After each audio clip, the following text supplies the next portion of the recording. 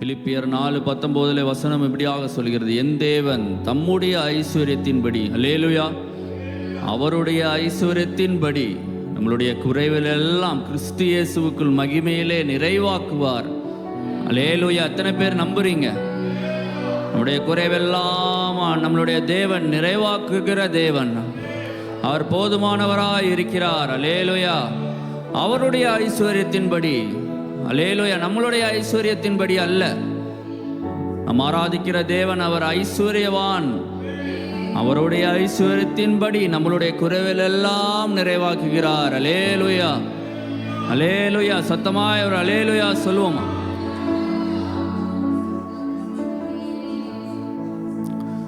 மலைகள் விலகி போனாலும் பர்வதங்கள் பெயர்ந்து போனாலும் என்ற பாடலை நாம் எல்லாரும் சேர்ந்து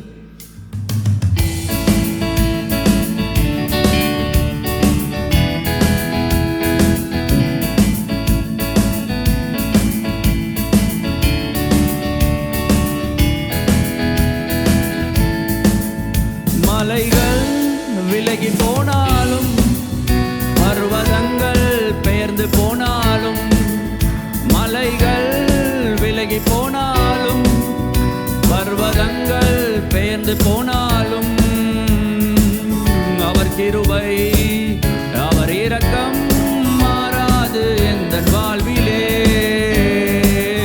அவர் கிருபை அவர் இரக்கம் மாறாது எந்தன் வாழ்விலே. மலைகள் விலகி போனாலும் பர்வதங்கள் பெயர்ந்து போனாலும், மலைகள் விலகி போனாலும் பர்வதங்கள் பெயர்ந்து போனாலும், அவர் கிருபை அவர் இரக்கம் மாறாது எந்தன் வாழ்விலே. அவர் கிருபை அவர் இரக்கம் மாறாது எந்தன் வாழ்விலே. என்னை விட்டு விலகாத ஆண்டவர், என்னை ஒருபோதும் கைவிடாத சிநேகிதர்.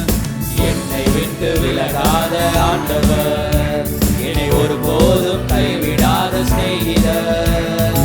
எனக்காக ஜீவன் தந்த இரட்சகர், என் வாழ்வில் என்று போதுமானவர். எனக்காக ஜீவன் தந்த இரட்சகர், என் வாழ்வில் என்று போதுமானவர். மலைகள் விலகி போனாலும் பர்வதங்கள் பெயர்ந்து போனாலும், மலைகள் விலகி போனாலும் பர்வதங்கள் பெயர்ந்து போனாலும், அவர் கிருபை அவர் இரக்கம் மாறாது எந்தன் வாழ்விலே. அவர் கிருபை அவர் இரக்கம் மாறாது எந்தன் வாழ்விலே.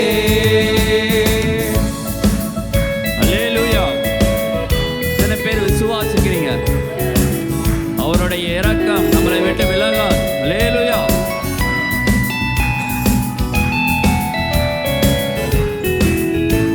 யெகோவா நிசி எந்தன் ஜெயமானவர், யெகோவா ஷம்மா என்னோடு இருப்பவர். யெகோவா நிசி எந்தன் ஜெயமானவர், யெகோவா ஷம்மா என்னோடு இருப்பவர். என் வாழ்வின் நம்பிக்கையானவர், என் வாழ்வில் என்று போதுமானவர். என் வாழ்வில் நம்பிக்கையானவர், என் வாழ்வில் என்று போதுமானவர். மலைகள் விலகி போனாலும் பர்வதங்கள் பெயர்ந்து போனாலும், மலைகள் விலகி போனாலும் பர்வதங்கள் பெயர்ந்து போனாலும், அவர் கிருபை அவர் இரக்கம் மாறாது எந்தன் வாழ்விலே. அவர் கிருபை அவர் இரக்கம் மாறாது எந்தன் வாழ்விலே. யெகோவா ராஃபா எந்தன் சுகமானவர், யெகோவா ரூவா எந்தன் மெய்ப்பரானவர். யெகோவா ராஃபா எந்தன் சுகமானவர், யெகோவா ரூவா எந்தன் மெய்ப்பரானவர். வலுவாமல் என்னை என்றும் காப்பவர், என் வாழ்வில் என்றும் போதுமானவர். வழுவாமல் என்னை என்றும் காப்பவர் என் வாழ்வில் என்று போதுமானவர். மலைகள் விலகி போனாலும் அல்லேலூயா. பர்வதங்கள் பெயர்ந்து போனாலும் மலைகள் விலகி போனாலும் பர்வதங்கள் பெயர்ந்து போனாலும் அவர் கிருபை அவர் இரக்கம் மாறாது எந்த வாழ்விலே. அவர் கிருபை அவர் இரக்கம் மாறாது எந்த வாழ்விலே. என்னை விட்டு விலகாத ஆண்டவர். எல்லாரும் சேர்ந்து பாடுங்களேன். என்னை விட்டு விலகாத ஆண்டவர். ஆமென். ஒருபோதும் கைவிடாத சிநேகிதர். எனக்காக ஜீவன் தந்த ரட்சகர். என் வாழ்வில் என்று போதுமானவர். எனக்காக ஜீவன் தந்த ரட்சகர். என் வாழ்வில் என்று போதுமானவர். மலைகள் விலகி போனாலும் பர்வதங்கள் பெயர்ந்து போனாலும் மலைகள் விலகி போனாலும் பர்வதங்கள் பெயர்ந்து போனாலும் அவர் கிருபை அவர் இரக்கம் மாறாது எந்த வாழ்விலே. அவர் கிருபை அவர் இரக்கம் மாறாது மறுபடியும் மலைகள் விலகி போனாலும் பர்வதங்கள் பெயர்ந்து போனாலும் மலைகள் விலகி போனாலும் பர்வதங்கள் பெயர்ந்து போனாலும் அவர் கிருபை அவர் இரக்கம் மாறாது எந்த வாழ்விலே. அவர் கிருபை அவர் இரக்கம் மாறாது எந்த வாழ்விலே. அவர் கிருபை அவர் இரக்கம் மாறாது எந்த வாழ்விலே. அவர் கிருபை அவர் இரக்கம் மாறாது எந்த வாழ்விலே. அவர் கிருபை அவர் இரக்கம் மாறாது எந்த வாழ்விலே. அல்லேலூயா. கரங்களை தட்டி ஆண்டவரே, மாறாத உம்முடைய கிருபைகளுக்காக, இரக்கத்திற்காக, சமாதானத்திற்காக நன்றி ஆண்டவரே. கர்த்தருடைய வார்த்தைக்கு நேராக நம்முடைய கவனத்தை திருப்புவோம். நாம் பிரசங்கம் கேட்க வரல, பிரசங்க சாதுரியமும் இங்கே இல்லை. கர்த்தருடைய மனக்குமுறலை தான் நாம் தொடர்ந்து கேட்டுக்கொண்டிருக்கிறோம். இந்த நாளிலும் ஓசியா தீர்க்கதரிசியின் புஸ்தகம் 14ஆம் அதிகாரம் 4வது வசனத்தை வாசிக்கலாம். நான் அவர்கள் சீர்கேட்டை குணமாக்குவேன், அவர்களை மனப்பூர்வமாய் சிநேகிப்பேன், என் கோபம் அவர்களை விட்டு நீங்கிற்று. நான் அவர்கள் சீர்கேட்டை குணமாக்குவேன். அவர்களை எப்படி சிநேகிப்பதாக சொல்லுகிறார்? மனப்பூர்வமாய் சிநேகிப்பேன், என் கோபம் அவர்களை விட்டு நீங்கிற்று. ஆங்கில வேதாகமம் யாராவது வைத்திருப்பீர்களானால் உங்களுடைய கரங்களை உயர்த்தும்படி கேட்டுக்கொள்ளுகிறேன். ஆங்கில வேதாகமம், நீங்கள் வீடுகளிலே ஆங்கில வேதாகமம் வைத்திருப்பீர்களானால் அந்த வேதாகமத்தை சற்று புரட்டி பார்ப்பீர்களானால் சீர்கேடு என்கிற பதத்திற்கு பேக் ஸ்லைடிங் என்று தான் போடப்பட்டிருக்கிறது. தமிழ் மொழிபெயர்ப்பிலே நேர்த்தியாக நம்முடைய அந்த பேக் ஸ்லைடிங், பின்னாக திரும்பி போகிற அனுபவத்தை இந்த மொழிபெயர்ப்பாளர் அழகாக கூறுகிறார். சீர்கேடு, அவர்களுடைய சீர்கேட்டை நான் என்ன செய்வேன்? ஆக்சுவலாக பேக் ஸ்லைடிங் இஸ் அ சின், அப்படி தானே? அது ஒரு பாவம் தானே, மன்னிப்பேன் என்று தானே சொல்லப்பட வேண்டும். கர்த்தருக்கு இலக்கணம் தெரியவில்லையோ? இங்கே கர்த்தர் சொல்லுகிறார், கர்த்தரே தம்முடைய வாயை திறந்து சொல்லுகிறார்.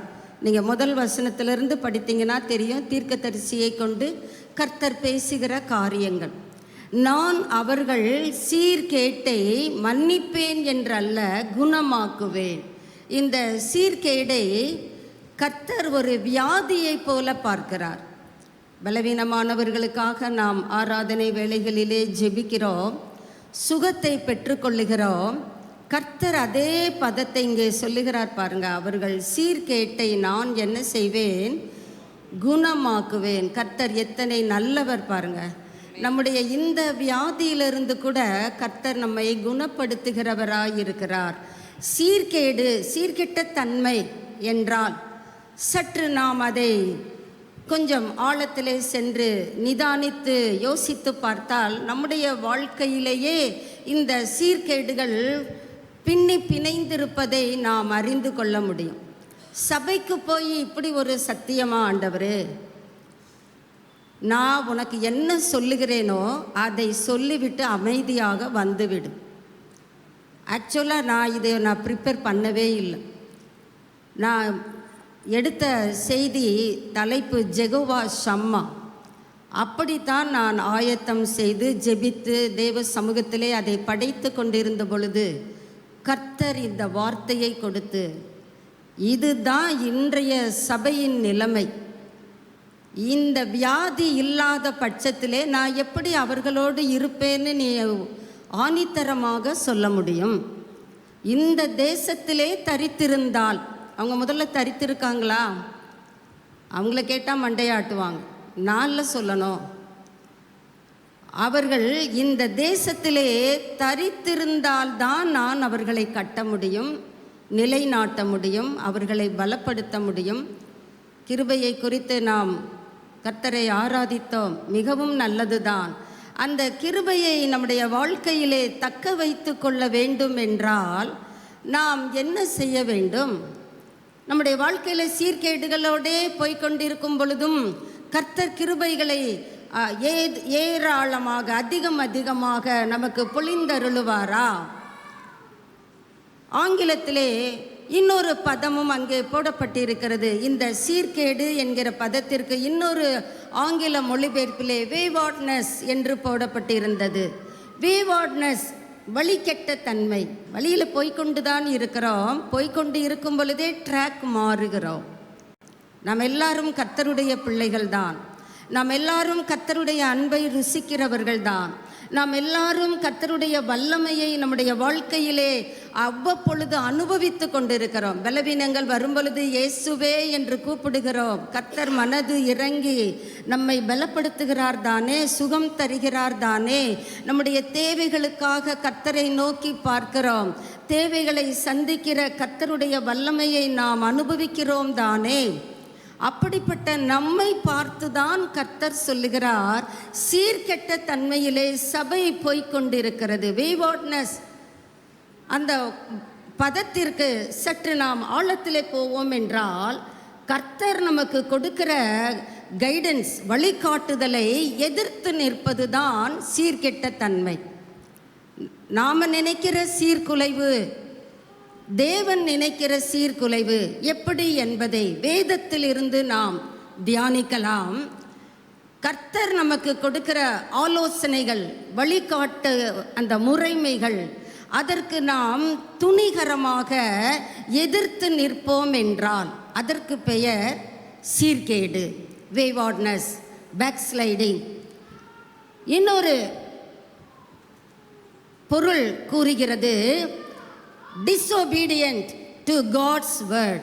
கர்த்தருடைய வார்த்தைக்கு மனப்பூர்வமாக முழு மனதோடு கீழ்ப்படிய மறுப்பது, கீழ்ப்படியாமை. ஒரே வார்த்தையில் சொல்லணும்னா இன்னொரு அர்த்தம் போடப்பட்டு இருக்கிறது. மாறுபாடான வழியிலே, எனக்கு இந்த வழியில் போய்கொண்டிருக்கிறேன், இது சற்று எனக்கு போர் அடித்து விட்டது, நான் கொஞ்சம் ரிலாக்ஸாக இதில் சென்று எனக்கு போர் அடிக்கிறதுனாலே நான் சற்று விலகி, வழி விலகி நான் என்ன செய்கிறேன், எனக்கு தெரியும் இது அவபக்தியான வழி என்று தெரிந்தும் நான் தைரியமாக போவேன். அதற்கு பெயர்தான் ஓசியா 14:4 பார்க்கிறோம், சீர்கேடு, வேவார்ட்னஸ், பேக்ஸ்லைடிங். இன்னொரு ஆர்டினரி டிக்ஷனரியிலே போடப்பட்டிருந்தது, சுயநலத்தோடு தகாத வழியிலே நாம் நம்மையே கொண்டு செல்லுவது. இப்படிப்பட்டவர்களை திசை திருப்புவது மிகவும் கடினம். Difficult to control this waywardness people. இப்படிப்பட்ட சீர்குலைந்திருக்கிற பிள்ளைகளை, அவர்கள் பிள்ளைகள்தான், கர்த்தர் அவர்களை அவிசுவாசிகள் என்று கூட அழைக்கவில்லை, பிள்ளைகள் என்று தான் அழைக்கிறார். நாம் பிள்ளைகள் என்று அழைக்கப்படுவதினாலே மேன்மை பாராட்டி விடலாமோ? கர்த்தர் இந்த தேசத்திலே தரித்திருந்தால் என்று சொல்லுகிறாரே, நாம் தரித்திருக்கிறோமா? நீங்கள் நியாயாதிபதிகள் புஸ்தகத்தை முழுவதிலும் சற்று சிரமம் எடுத்து வாசித்து பார்ப்பீர்களானால், ஜனங்கள் ஒவ்வொரு முறையும் பாவம் செய்வார்கள், சீர்குலைந்து போவார்கள். சீர்கேட்டை துணிகரமாக கரங்களில் வைத்து கொள்ளுவார்கள். தேவன் அவர்களை அந்நியர் கையிலே ஒப்பு கொடுப்பார். ஏனென்றால் தேவன் விரும்பி அதை செய்வதில்லை.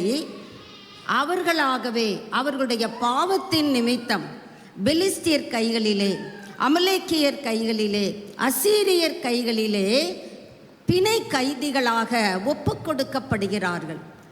அப்படி ஒப்பு கொடுக்கும் பொழுது இவர்கள் தேவனை நோக்கி கதறுகிறார்கள், தேவனே எங்களுக்கு இரங்கும், எங்களுடைய கீழ்ப்படியாமதா, இந்த ஒரு விசை எங்களுக்கு மன்னியும். நம்ம தான் அடிக்கடி பாடி பழகிவிட்டோமே, ஒரு விசை மன்னியுமேன். அப்படி அவர்களும் நம்மை போன்றே ஒரு விசை மன்னியும் ஆண்டவரே. கர்த்தர் மனது இரக்கங்களிலே ஐஸ்வர்யம் உள்ளவர். அவர் மிகுந்த ரிச் இன் மெர்சி, இரக்கத்திலே அவர் மிகுந்த தயாபரர். உடனே தன்னுடைய பிள்ளைகள் படுகிற கஷ்டத்தை அவரால் பொறுத்து கொள்ள இயலாமல் இரட்சகர்களை எழுப்புகிறார். அந்த இரட்சகர்களை கொண்டு இஸ்ரவேல் மக்களை அந்த எகிப்தியர் கையிலிருந்து, பெலிஸ்தியர் கைகளிலிருந்து, அசீரியர் கைகளிலிருந்து விடுவித்து பத்திரப்படுத்துகிறார்.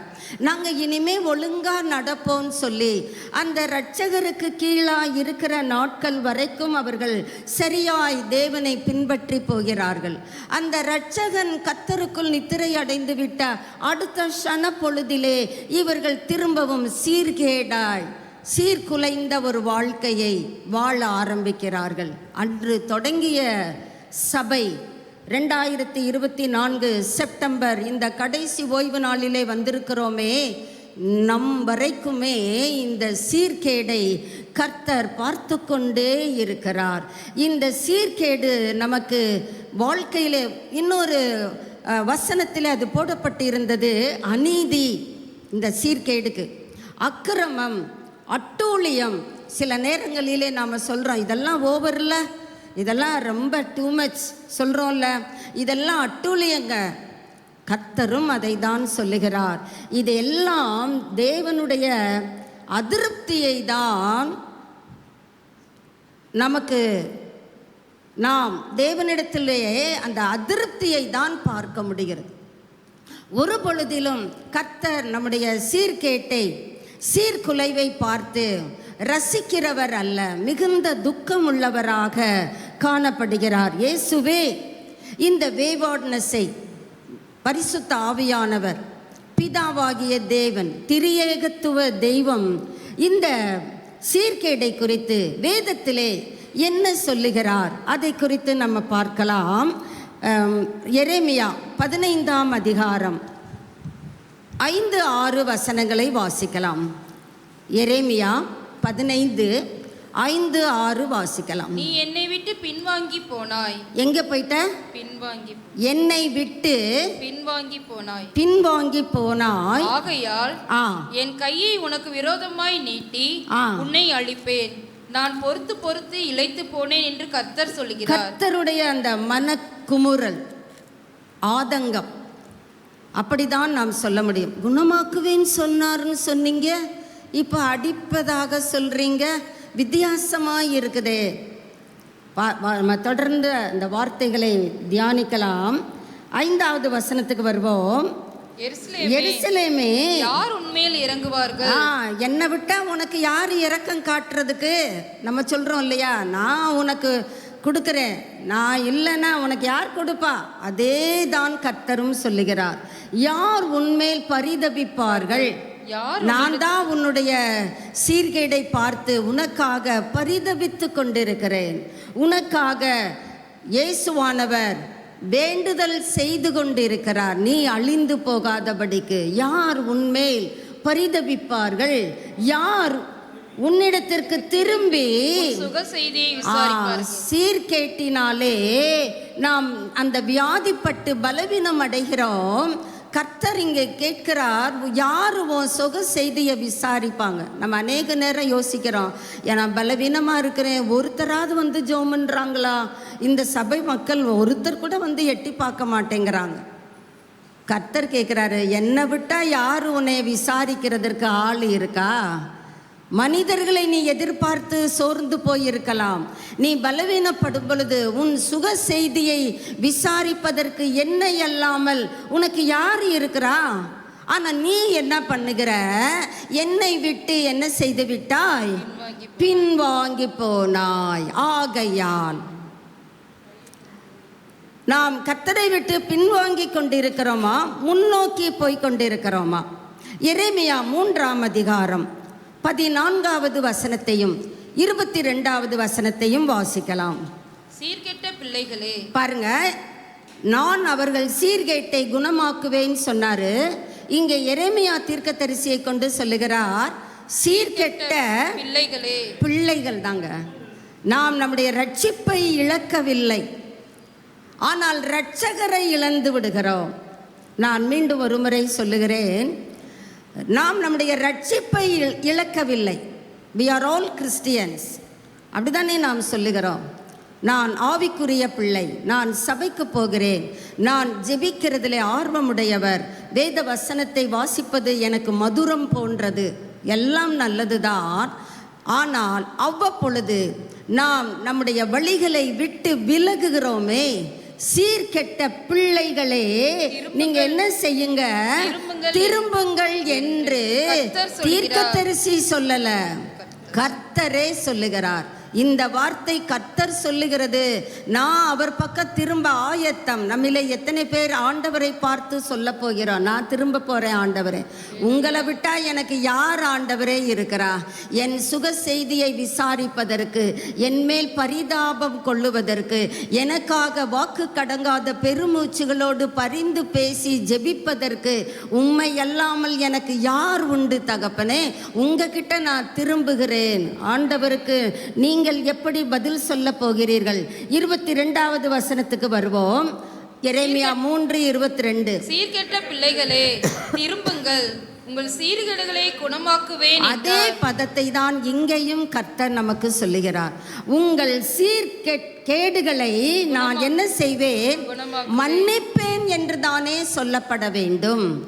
சீர்கேட்டின் மிகுதியினாலே வியாதி பெருகி போய்விட்டது, புண்கள் காயம் ஆறாததாயிருக்கிறது.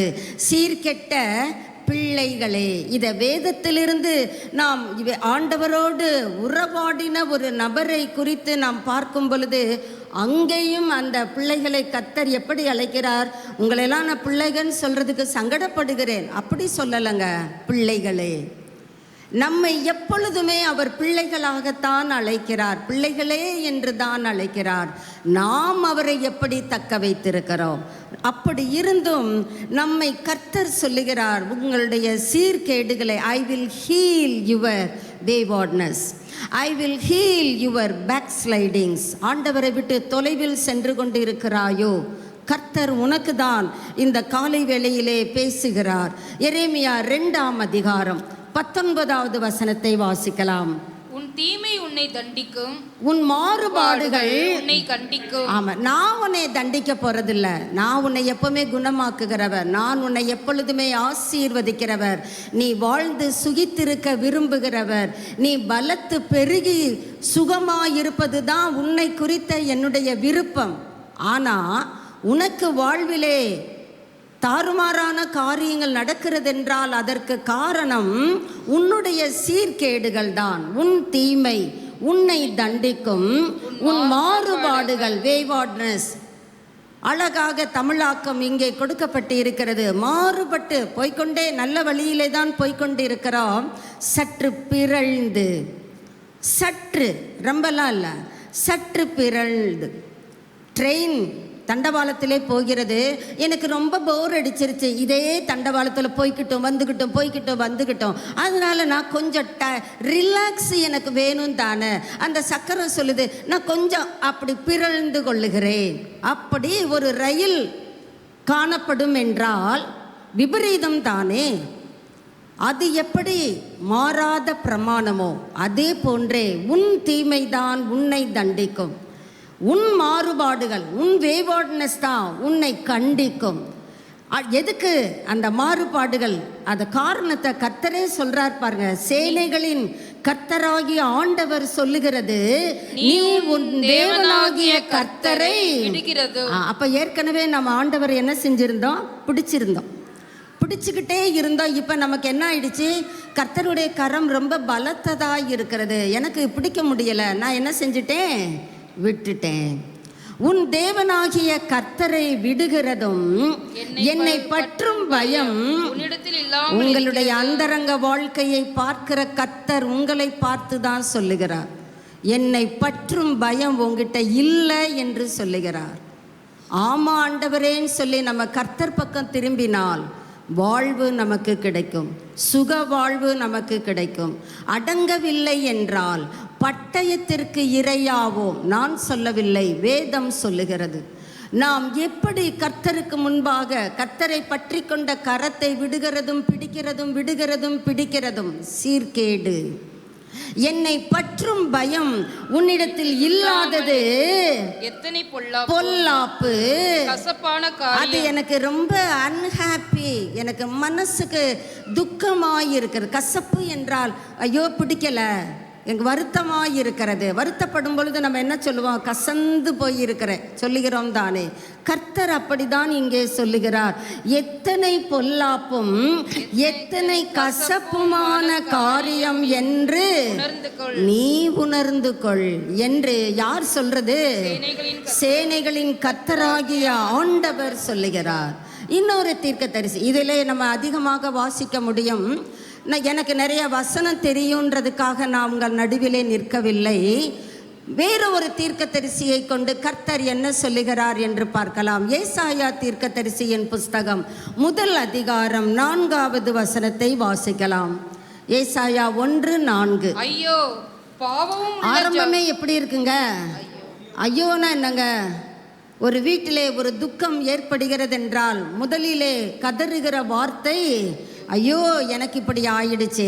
அப்படி கர்த்தர் இங்கே புலம்புகிறார். ஐயோ பாவமுள்ள ஜாதியும் அக்கிரமத்தால் பாரம் சுமந்த ஜனமும் பொல்லாதவர்களின் சந்ததியும் கேடு உண்டாக்குகிற புத்திரர். பிள்ளைகள் என்கிற பதத்தை தான் கர்த்தர் தொடர்ச்சியாக நம் நடுவிலே உரையாடி கொண்டிருக்கிறார். புத்திரர் தான். ஆனால் எப்படிப்பட்ட புத்திரர்? பொல்லாப்பை உண்டாக்குகிற, கசப்பை உண்டாக்குகிற, கேடு உண்டாக்குகிற புத்திரருமாய் இருந்தார்கள் சொல்லப்படலைங்க. பிரசன்ட் கண்டினியூஸிலே கர்த்தர் நம்மை குறித்து வேதத்திலே எழுதி வைத்திருக்கிறார். இருக்கிறார்கள். ஏன் அப்படி இருக்கிறோம்? கர்த்தரை விட்டு. அப்ப ஏற்கனவே கர்த்தர் கூட இருந்தோம், இப்ப என்ன செஞ்சிட்டோம்? விட்டோம். இஸ்ரவேலின் பரிசுத்தருக்கு கோபம் உண்டாக்கி வேவார்ட்னஸ், பேக்ஸ்லைடிங், பின்வாங்கி போனார்கள். இது பாஸ்ட் டென்ஸ்லே இருக்கிறது. போயிட்டாங்க, பின்வாங்கி போயிட்டாங்க. நம்மை குறித்து பரலோக லெட்ஜரிலே இப்படி எழுதப்படும் என்றால் இந்த காலை வேளை கர்த்தர் நமக்கு கிருபையாய் கொடுக்கிற தருணம். எத்தனை துர்ச்செய்திகளை நாம் கேட்டுக்கொண்டிருக்கிறோம். ஜனத்துக்கு விரோதமாய் ஜனம், ராஜ்யத்துக்கு விரோதமாய் ராஜ்யம், தொடர்ந்து நாடுகளுக்கிடையே ஏற்படுகிற சண்டை அடங்கவில்லை, சமாதானம் இல்லை, போர் மூண்ட காரியங்கள் தான். அநேகர் செத்து மடிகிறார்கள். அவர்களை அடக்கம் பண்ணுவதற்கு கூட ஆட்கள் இல்லை. அந்த அளவிற்கு ஆயிரங்களான ஜனங்கள் மடிந்து கொண்டிருக்கிறார்கள். நிலச்சரிவு, வெள்ளப்பெருக்கு, காற்றின் அழுத்தம், வெப்பத்தின் மிகுதி, பலவித இயற்கை உபாதைகளினாலும் ஜனங்கள் மடிந்து கொண்டு இருக்கிற இந்த காலத்திலே கர்த்தர் நம்மை கிருபையாக உயிரோடு வைத்திருக்கிறார் என்றால், உயிரோடு மட்டுமா வச்சிருக்கிறாரு, நம்முடைய தேவைகளையும் சந்தித்து. காரணம், நாம் யாராயிருக்கிறோம்? புத்திரராயிருக்கிறோம், பிள்ளைகளாயிருக்கிறோம். பிள்ளைகளான எப்படிப்பட்ட பிள்ளைகள்? கேடு உண்டாக்குகிற புத்திரர், பொல்லாப்பை ஏற்படுத்துகிற புத்திரர். கர்த்தர் தொடர்ந்து அங்கே 5, 6, 7 நீங்கள் வாசித்து பார்ப்பீர்கள் என்றால் கர்த்தருடைய மனக்குமுறலை வாசித்து அறிய முடியும். நீங்கள் ஏன் அடிக்கப்பட வேண்டும்? நீங்கள் ஏன் காயப்பட வேண்டும்? வாசிக்கலாம். நியாயாதிபதிகளின் புஸ்தகம் 2ஆம் அதிகாரம். என்ன காரணம்? என்ன ஆச்சு ஆண்டவருக்கு? இப்படி சபையை குறித்து, தம்முடைய மந்தையை குறித்து இவருக்கு இவ்வளவு மனக்லேசமா? காரணம் என்ன? நியாயாதிபதிகள் 2:19 வாசிக்கலாம். நியாயாதிபதி மரணமடைந்த உடனே அவர்கள் திரும்பி, அவங்க இருக்கிறது வரைக்கும் தான் கர்த்தர் பக்கம். அவங்க மரணம் அடைந்த உடனே இவர்கள் சபை என்ன செய்து விடுகிறது? திரும்பி. அப்போ இவங்க பார்வை கர்த்தரிடம் பதிந்து கொண்டு இருந்தது. நியாயாதிபதி ஒரு இரட்சகரை கர்த்தர் ஏற்படுத்துகிறார்.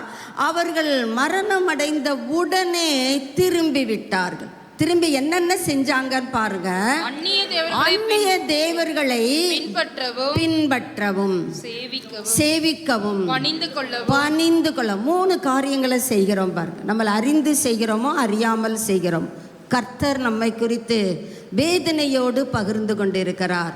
அந்நிய தேவர்களை நாம் பின்பற்றுகிறோம், சேவிக்கிறோம், பணிந்து கொள்ளுகிறோம். அடுத்து பாருங்க, தங்கள் பிதாக்களை பார்க்கிலும் நீதான் கேடா நடப்பியா தகப்பனே? நாம் பார், நான் உனக்கெல்லாம் தெரியாது, நான் இன்னும் அதிக கேடாய் நடக்கிறேன். அதிக கேடாய் நடந்து தங்கள் கிருத்தியங்களையும் முரட்டாட்டமான வழியையும் விடவே மாட்டேங்கிறாங்க. Rebellion against God. கர்த்தருக்கு விரோதமாய் ஹார்ட், கடின இருதயம். தங்கள் இருதய கடினத்தை அவர்கள் விடவில்லையே. அவர்கள் தொடர்ந்து என்ன செய்கிறார்கள்? எனக்கு விரோதமாகவே செய்கிறார்கள். எனக்கு பிரியமல்லாததையே தெரிந்து கொள்ளுகிறார்கள். நான் அருவருக்கிறதை அவர்கள் மிகவும் பிரியப்பட்டு அதை பின்தொடருகிறார்கள். என் பார்வையிலே அது ஜீவனற்றது. அந்த ஜீவனற்ற தேவதைகளுக்கு இடுகிற பலிகளை புசித்து மேடைகளை உண்டாக்கி தோப்புகளை ஏற்படுத்துகிற இந்த ஜனம் கேடு உண்டாக்குகிற புத்திரர்களாய் காணப்படுகிறதே. இன்னும் நாம் சற்று இன்னொரு தீர்க்கதரிசிக்கு நேராக வருவோம். எசேக்கியேல் 18ஆம் அதிகாரம் 24வது வசனத்திலே நம்மை குறித்தே கர்த்தர் நேரடியாகவே சொல்லுகிறார். நீ ஒருவேளை நீதிமானாய் இருக்கலாம். நான் நீதியின் வழியில தானா ஆண்டவரே நடந்து கொண்டிருக்கிறேன். கர்த்தர் நம்மை குறித்து என்ன சொல்லுகிறார்? 24ஆம் வசனம். நீதிமான் தன் நீதியை விட்டு விலகி, நீதிமானா இருந்தா, ஆனா இப்ப நீதியை விட்டு என்ன செய்து விட்டான்? விலகி. நீதிபரராகிய இயேசுவை பிடித்திருக்கும் வரைக்கும் ஜீவியத்திலே நீதியான கிரியைகள், நீதியான வார்த்தைகள், நீதியான செயல்கள், அவனுடைய காரியம் முழுவதிலும் நீதி நிறைந்திருந்தது. இப்போ அந்த நீதியை விட்டு விலகி, அதை தான் வேவார்ட்னஸ் என்று கர்த்தர் அழைக்கிறார். அதுதான் சீர்கேடு என்று கர்த்தர் சொல்லுகிறார். அதுதான் பேக்ஸ்லைடிங் என்று பின்வாங்கி போனார்கள் என்று கர்த்தர் சொல்லுகிறார். எனக்கெல்லாம் இல்லை, நான் பேக்ஸ்லைட் ஆகலை. ஒருவேளை அந்த சிந்தனை நம்முடைய உள்ளத்திலே இருக்கும் என்றால் இந்த வார்த்தையை சற்று ஆழமாக வாசித்து அறிவோம். அநீதி செய்து துன்மார்க்கன் செய்கிற, நீ நீதிமானாய் இருக்கலாம், ஆனா நீ செய்கிற காரியங்கள் என்ன? துன்மார்க்கமான காரியங்கள், துன்மார்க்கன் செய்கிற சகல அருவருப்புகளின்படியும் செய்வானேயாகில் அவன் பிழைப்பானோ? அவன் செய்த நான் எவ்வளவு நீதிகளை செய்திருக்கிறேன். எனக்கு ஒரு நினைவு ஞாபகத்திற்கு வருகிறது. ஒரு சண்டே கிளாஸ் டீச்சர் மிகவும் ஆர்வத்துடன் நடந்த காரியம், ஆர்வத்துடன் சிறு பிள்ளைகளை ஆண்டவருக்கு நேராக வழி நடத்துவேன் என்று அர்ப்பணித்து, மிகவும் நாம் ஒன்ஸ் இன் வீக் தான், அதுவும் கூட நம்ம பிள்ளைகளை போய் அந்த வீட்டார் போய் கலெக்ட் பண்ணி வைக்கணும். நாம் அப்படி ஸ்டைலாக அப்படி போவோம். எப்படி போவோம்? நமக்கு இஷ்டமான நேரத்தில் தான் போவோம். நேரம் நான் வச்சது தான், அது யார் பார்க்குறா? நீ அதெல்லாம் போய் எங்ககிட்டலாம் சொல்லிக்கிட்டு இருக்காத. பக்கத்தில் இருக்கிறவங்களுக்கு சைடு கேப்பிங். நாம் போய் என்ன செய்வோம்? அறக்க பறக்க காரியத்தை முடித்து விட்டு, எனக்கு அந்த வேலை இருக்குது, இந்த வேலை இருக்குது. இன்னும் என்ன சொல்லுகிறோம்? இது இருக்கிறதுனால தான் நான் அதுக்கு போக முடிய மாட்டேங்குது, ஏதோ இது என்னை தடை செய்கிறது என்ற உணர்விலே தான் நாம் அந்த காரியத்தை செய்கிறோம். ஆனால் அந்த சகோதரன் அப்படி அல்ல. மிகவும் உண்மையுள்ள மனதோடு, கர்த்தருக்கு பயப்படுகிற பயத்தோடு அநேக குழந்தைகளை கர்த்தருக்கு நேராக நடத்தி கொண்டிருந்தான். அவனுக்கு ரொம்ப சந்தோஷம். நான் இன்னைக்கு செத்தா கூட நான் எங்கே போவேன்? பரலோகத்துக்கு தான் போவேன். எனக்கு உள்ளத்திலே மாறாத நிச்சயம் இருக்கிறது. ஆனால் கர்த்தர் அவனுடன் எச்சரிக்கிறார், ஞாயிற்றுக்கிழமை நல்லா செய்கிறப்பா, நான் ரொம்ப உன்னை மேலே சந்தோஷப்படுகிறேன். ஆனால் வாட் அபவுட் அதர் டேஸ்? மண்டேலேருந்து சாட்டர்டே வரைக்கும் நீ என் பக்கம் திரும்பியே பார்க்க மாட்டேங்கிற. வேத புத்தகம் எங்கே இருக்குது தெரியுமா? நீ எங்கே வச்ச தெரியுமா? அதெல்லாம் ஒன்றும் பிரச்சனை இல்லை ஆண்டவரே, வசனம் தானே ஆண்டவரே, வாசித்துக்கிறேன் ஆண்டவரே. ஆண்டவருக்கு உண்மையாக உடனடியாக பதில் கொடுக்க தவறவில்லை. நம்மை போல டக்கென்று பதில் அளிப்போம் தானே. அப்படி பதில் சொல்லவில்லை என்றால் என்னை அவர்கள் என்ன நினைப்பார்கள்? அப்படி இவரும் கர்த்தருக்கு பதில் அளிக்கிறார். கர்த்தர் தொடர்ந்து இடைபடுகிறார். ஒருவேளை உள்ள லைஃப் ஷார்ட் என்றால் அப்படியெல்லாம் இருக்காது ஆண்டவரே. அப்படியே இருந்தால் கூட நான் உங்கள் பாதத்தில் தான் நிற்பேன் ஆண்டவரே. அப்படியா? இல்லையேப்பா, ஞாயிற்றுக்கிழமை தேவ தூதனை போல இருக்கிற, மண்டே டு சாட்டர்டே இன்னொருத்தருக்கு பிரியமான பிள்ளையை போல வாழ்றியப்பா. நான் உன்னை எப்படிப்பா கணக்கில் வைக்கிறது? எனக்கு புரியலப்பா. உன்னுடைய நீதிகளை நான் நினைக்க முடியாதே. கர்த்தர் அன்புடன் எச்சரிக்கிறார். ஒரு நாளிலே அவன் எதிர்பாராத பலவீனம் அவன் சரீரத்தை தாக்குகிறது. அவன் பெற்றோர் சொல்லுகிறார்கள், என் பிள்ளை மாதிரி யாரும் சண்டே கிளாஸ்லாம் எடுத்ததில்லை, ஆலயத்துக்கு போனதில்லை, அவன் தான் பாயை விரித்து போடுவான் பாருங்க, அப்படி அழகாக நேர்த்தியாக பாய் விரிப்பான், நேர்த்தியாக அதை மடித்து வைத்து விட்டு தான் வீட்டிற்கு வருவான். அப்படிப்பட்ட என் பிள்ளைக்கு கர்த்தர் சுகம் தராமல் போய்விடுவாரா என்ன? அம்மாவினுடைய நம்பிக்கை அங்கே வீணாய் போய்விட்டது. மகன் மருத்துவர் கைவிட்டதினாலே நித்திரை அடைந்து விட்டான். இப்பொழுது இவன் மிகுந்த சந்தோஷத்தோடு தன்னுடைய தோல் பையிலே என்ன செய்கிறான்? தான் வைத்திருந்த சர்டிஃபிகேட்ஸ் எல்லாம் எடுத்துக்கொள்ளுகிறான்.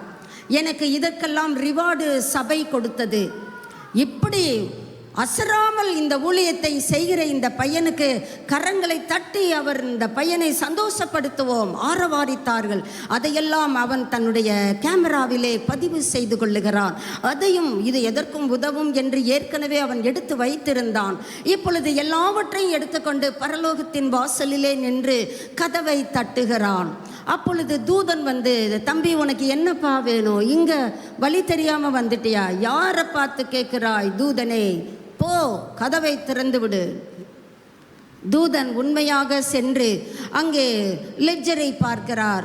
உங்க பெயர் இல்லையே தம்பி, உங்க பெயர் என்ன? உங்க இனிஷியல் என்ன? சரியா பார்க்கணும். தூதா, உன் வேலையை ஒழுங்காய் செய். இவர் குழந்தைகளை அதட்டி அதட்டி பழகினதுனாலே அந்த பழக்கத்திலே அங்கேயும் போய் தூதனிடமும் அதட்டுகிறார். தூதன் பவ்யமாக உண்மையாக கீழ்ப்படிதலோடு லெட்ஜரை புரட்டி பார்க்கிறார். இல்லை தம்பி, இந்த இனிஷியல் உங்கள் அப்பா பேர் உங்கள் தாத்தா பேர் எல்லாம் அதில் இருக்குதான, உன் பேர் தான் இல்லைப்பா, அதனால் சாரி, இதுக்கு மேலே உங்ககிட்ட பேசுகிறதுக்கு எனக்கு முடியலை. இது உண்மையிலேயே நடந்தது என்று நான் கேள்விப்பட்டேன். ஒருவேளை நம்முடைய வாழ்க்கையில் இப்படிப்பட்ட நாம் நினைத்திருப்போம், நான் இப்படியெல்லாம் நீதியாய் செய்கிறேன். ஆண்டவர் சொல்லுகிறார், நீ செய்த அந்த நீதிகள் எப்பொழுது நினைக்கப்படுவதில்லையாம், நீதியை விட்டு விலகிவிட்டால் நீ செய்த நீதிகளை கர்த்தர் நினைப்பதில்லை. நாம் நினச்சிக்கிட்டு இருக்கிறோம், போன வாரம் நான் அதை செஞ்சேன்லா, 2023 இதை பண்ணினேன்லா, அந்த டியூப்லைட்டில் பார்த்தீங்களா அந்த பட்டியில் என் பேர் போட்டிருக்கலாம். இப்படியெல்லாம் நாம் நம்மை குறித்து மேன்மை பாராட்டி கொண்டிருக்கலாம். ஆனால் கர்த்தர் சொல்கிறாரு, அந்த நீதிகள் நான் வசனத்திலிருந்து தான் பகிர்ந்து கொண்டிருக்கிறேன். அவன் செய்த அவனுடைய எல்லா நீதிகளும் நினைக்கப்படுவது இல்லை, பதிலாக அவனுடைய துரோகம்தான் எனக்கு நினைவிற்கு வருகிறது.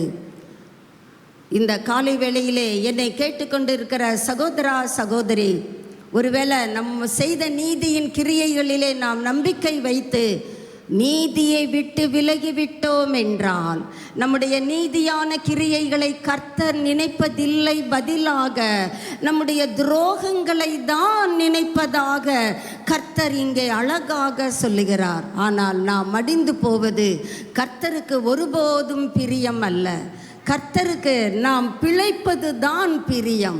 ஆண்டவரே, நான் பிழைத்து கொள்ளும்படியாக இந்த காலை வேளையிலே என்னுடைய இருதயத்தை உமக்கு நேராக நான் திருப்புகிறேன். ஆண்டவரே, எத்தனை பேர் சொல்ல முடியும், நான் என் இருதயத்தை உங்களுக்கு நேராக திருப்புகிறேன். கர்த்தர் நம்முடைய இருதயத்தின் அர்ப்பணிப்புகளை பார்த்து கொண்டிருக்கிறார். What is வேவார்ட்னஸ்? சீர்கெட்ட தன்மை என்றால் என்ன? அது தெரிந்தால் நாம் அதை விட்டு என்ன செய்து விட முடியும்? நம்மை விட்டு அகற்றி விட முடியும். நமக்கு சத்தியம் நன்கு தெரியும். நம்ம எல்லாருக்குமே ரட்சிப்பு என்றால் என்ன தெரியும், இரட்சகரை பற்றிய அறிவும் நமக்கு உண்டு. ஆனால் 2 தீமோத்தேயு 3:17 2 தீமோத்தேயு 3ஆம் அதிகாரம் 7வது வசனத்துக்கு திரும்புவோம் என்றால், அதன் முதல் பகுதியிலே மாத்திரம் எப்போதும் கற்றாலும் ஒருபோதும் சத்தியத்தை அறிந்து உணராதவர்கள். போதும். இந்த பெண் பிள்ளை என்று வரும் பொழுது சபையை குறித்து தான் சொல்லப்படுகிறது. ஸ்திரீ, பெண் பிள்ளை என்று வருகிற இடத்திலெல்லாம் நல்ல சத்தமாக சொல்லுங்க, பெண்களுக்கு இல்லைங்க. ஸ்திரீ என்ற பதம் சபையை குறிப்பிடுகிறது. சபை மணவாளனாகிய இயேசுவுக்கு நியமிக்கப்பட்ட மணவாட்டி. மணவாட்டியை ஸ்திரீ என்று தானே அழைக்கப்பட முடியும். மணவாட்டி பெண் பிள்ளை என்று தான் அழைக்க வேண்டும். இந்த பெண் பிள்ளையினுடைய, இந்த சபையினுடைய, இந்த மணவாட்டியினுடைய நிலைமையை இங்கே பார்க்கிறோம். எப்போதும் கற்றாலும் ஒருபோதும் நமக்கு கர்த்தர் தொடர்ந்து கற்றுக் கொடுத்து கொண்டே இருக்கிறார். வழிகாட்டுகிற முறைமைகளை போதனை கொடுத்து கொண்டே இருக்கிறார். ஆனால் ஒருபோதும் சத்தியத்தை அறிந்து நம்மால் என்ன செய்ய முடியவில்லை? உணராதிருக்கிற நிலைமை, உணர்ந்து கொள்ள முடியவில்லை. இதுதான் சீர்கேடு.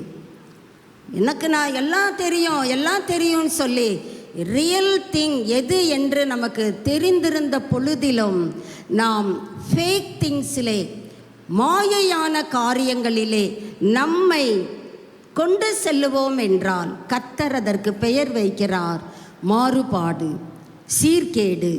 உங்கள் சீர்கேட்டை கர்த்தர் சொல்லுகிறார் குணமாக்குவேன்.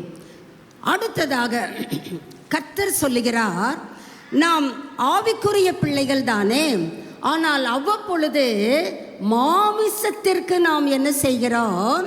இடம் கொடுத்து விடுகிறோம். மாம்சம் நமக்குள்ளாக மேற்கொண்டு விடுகிறது.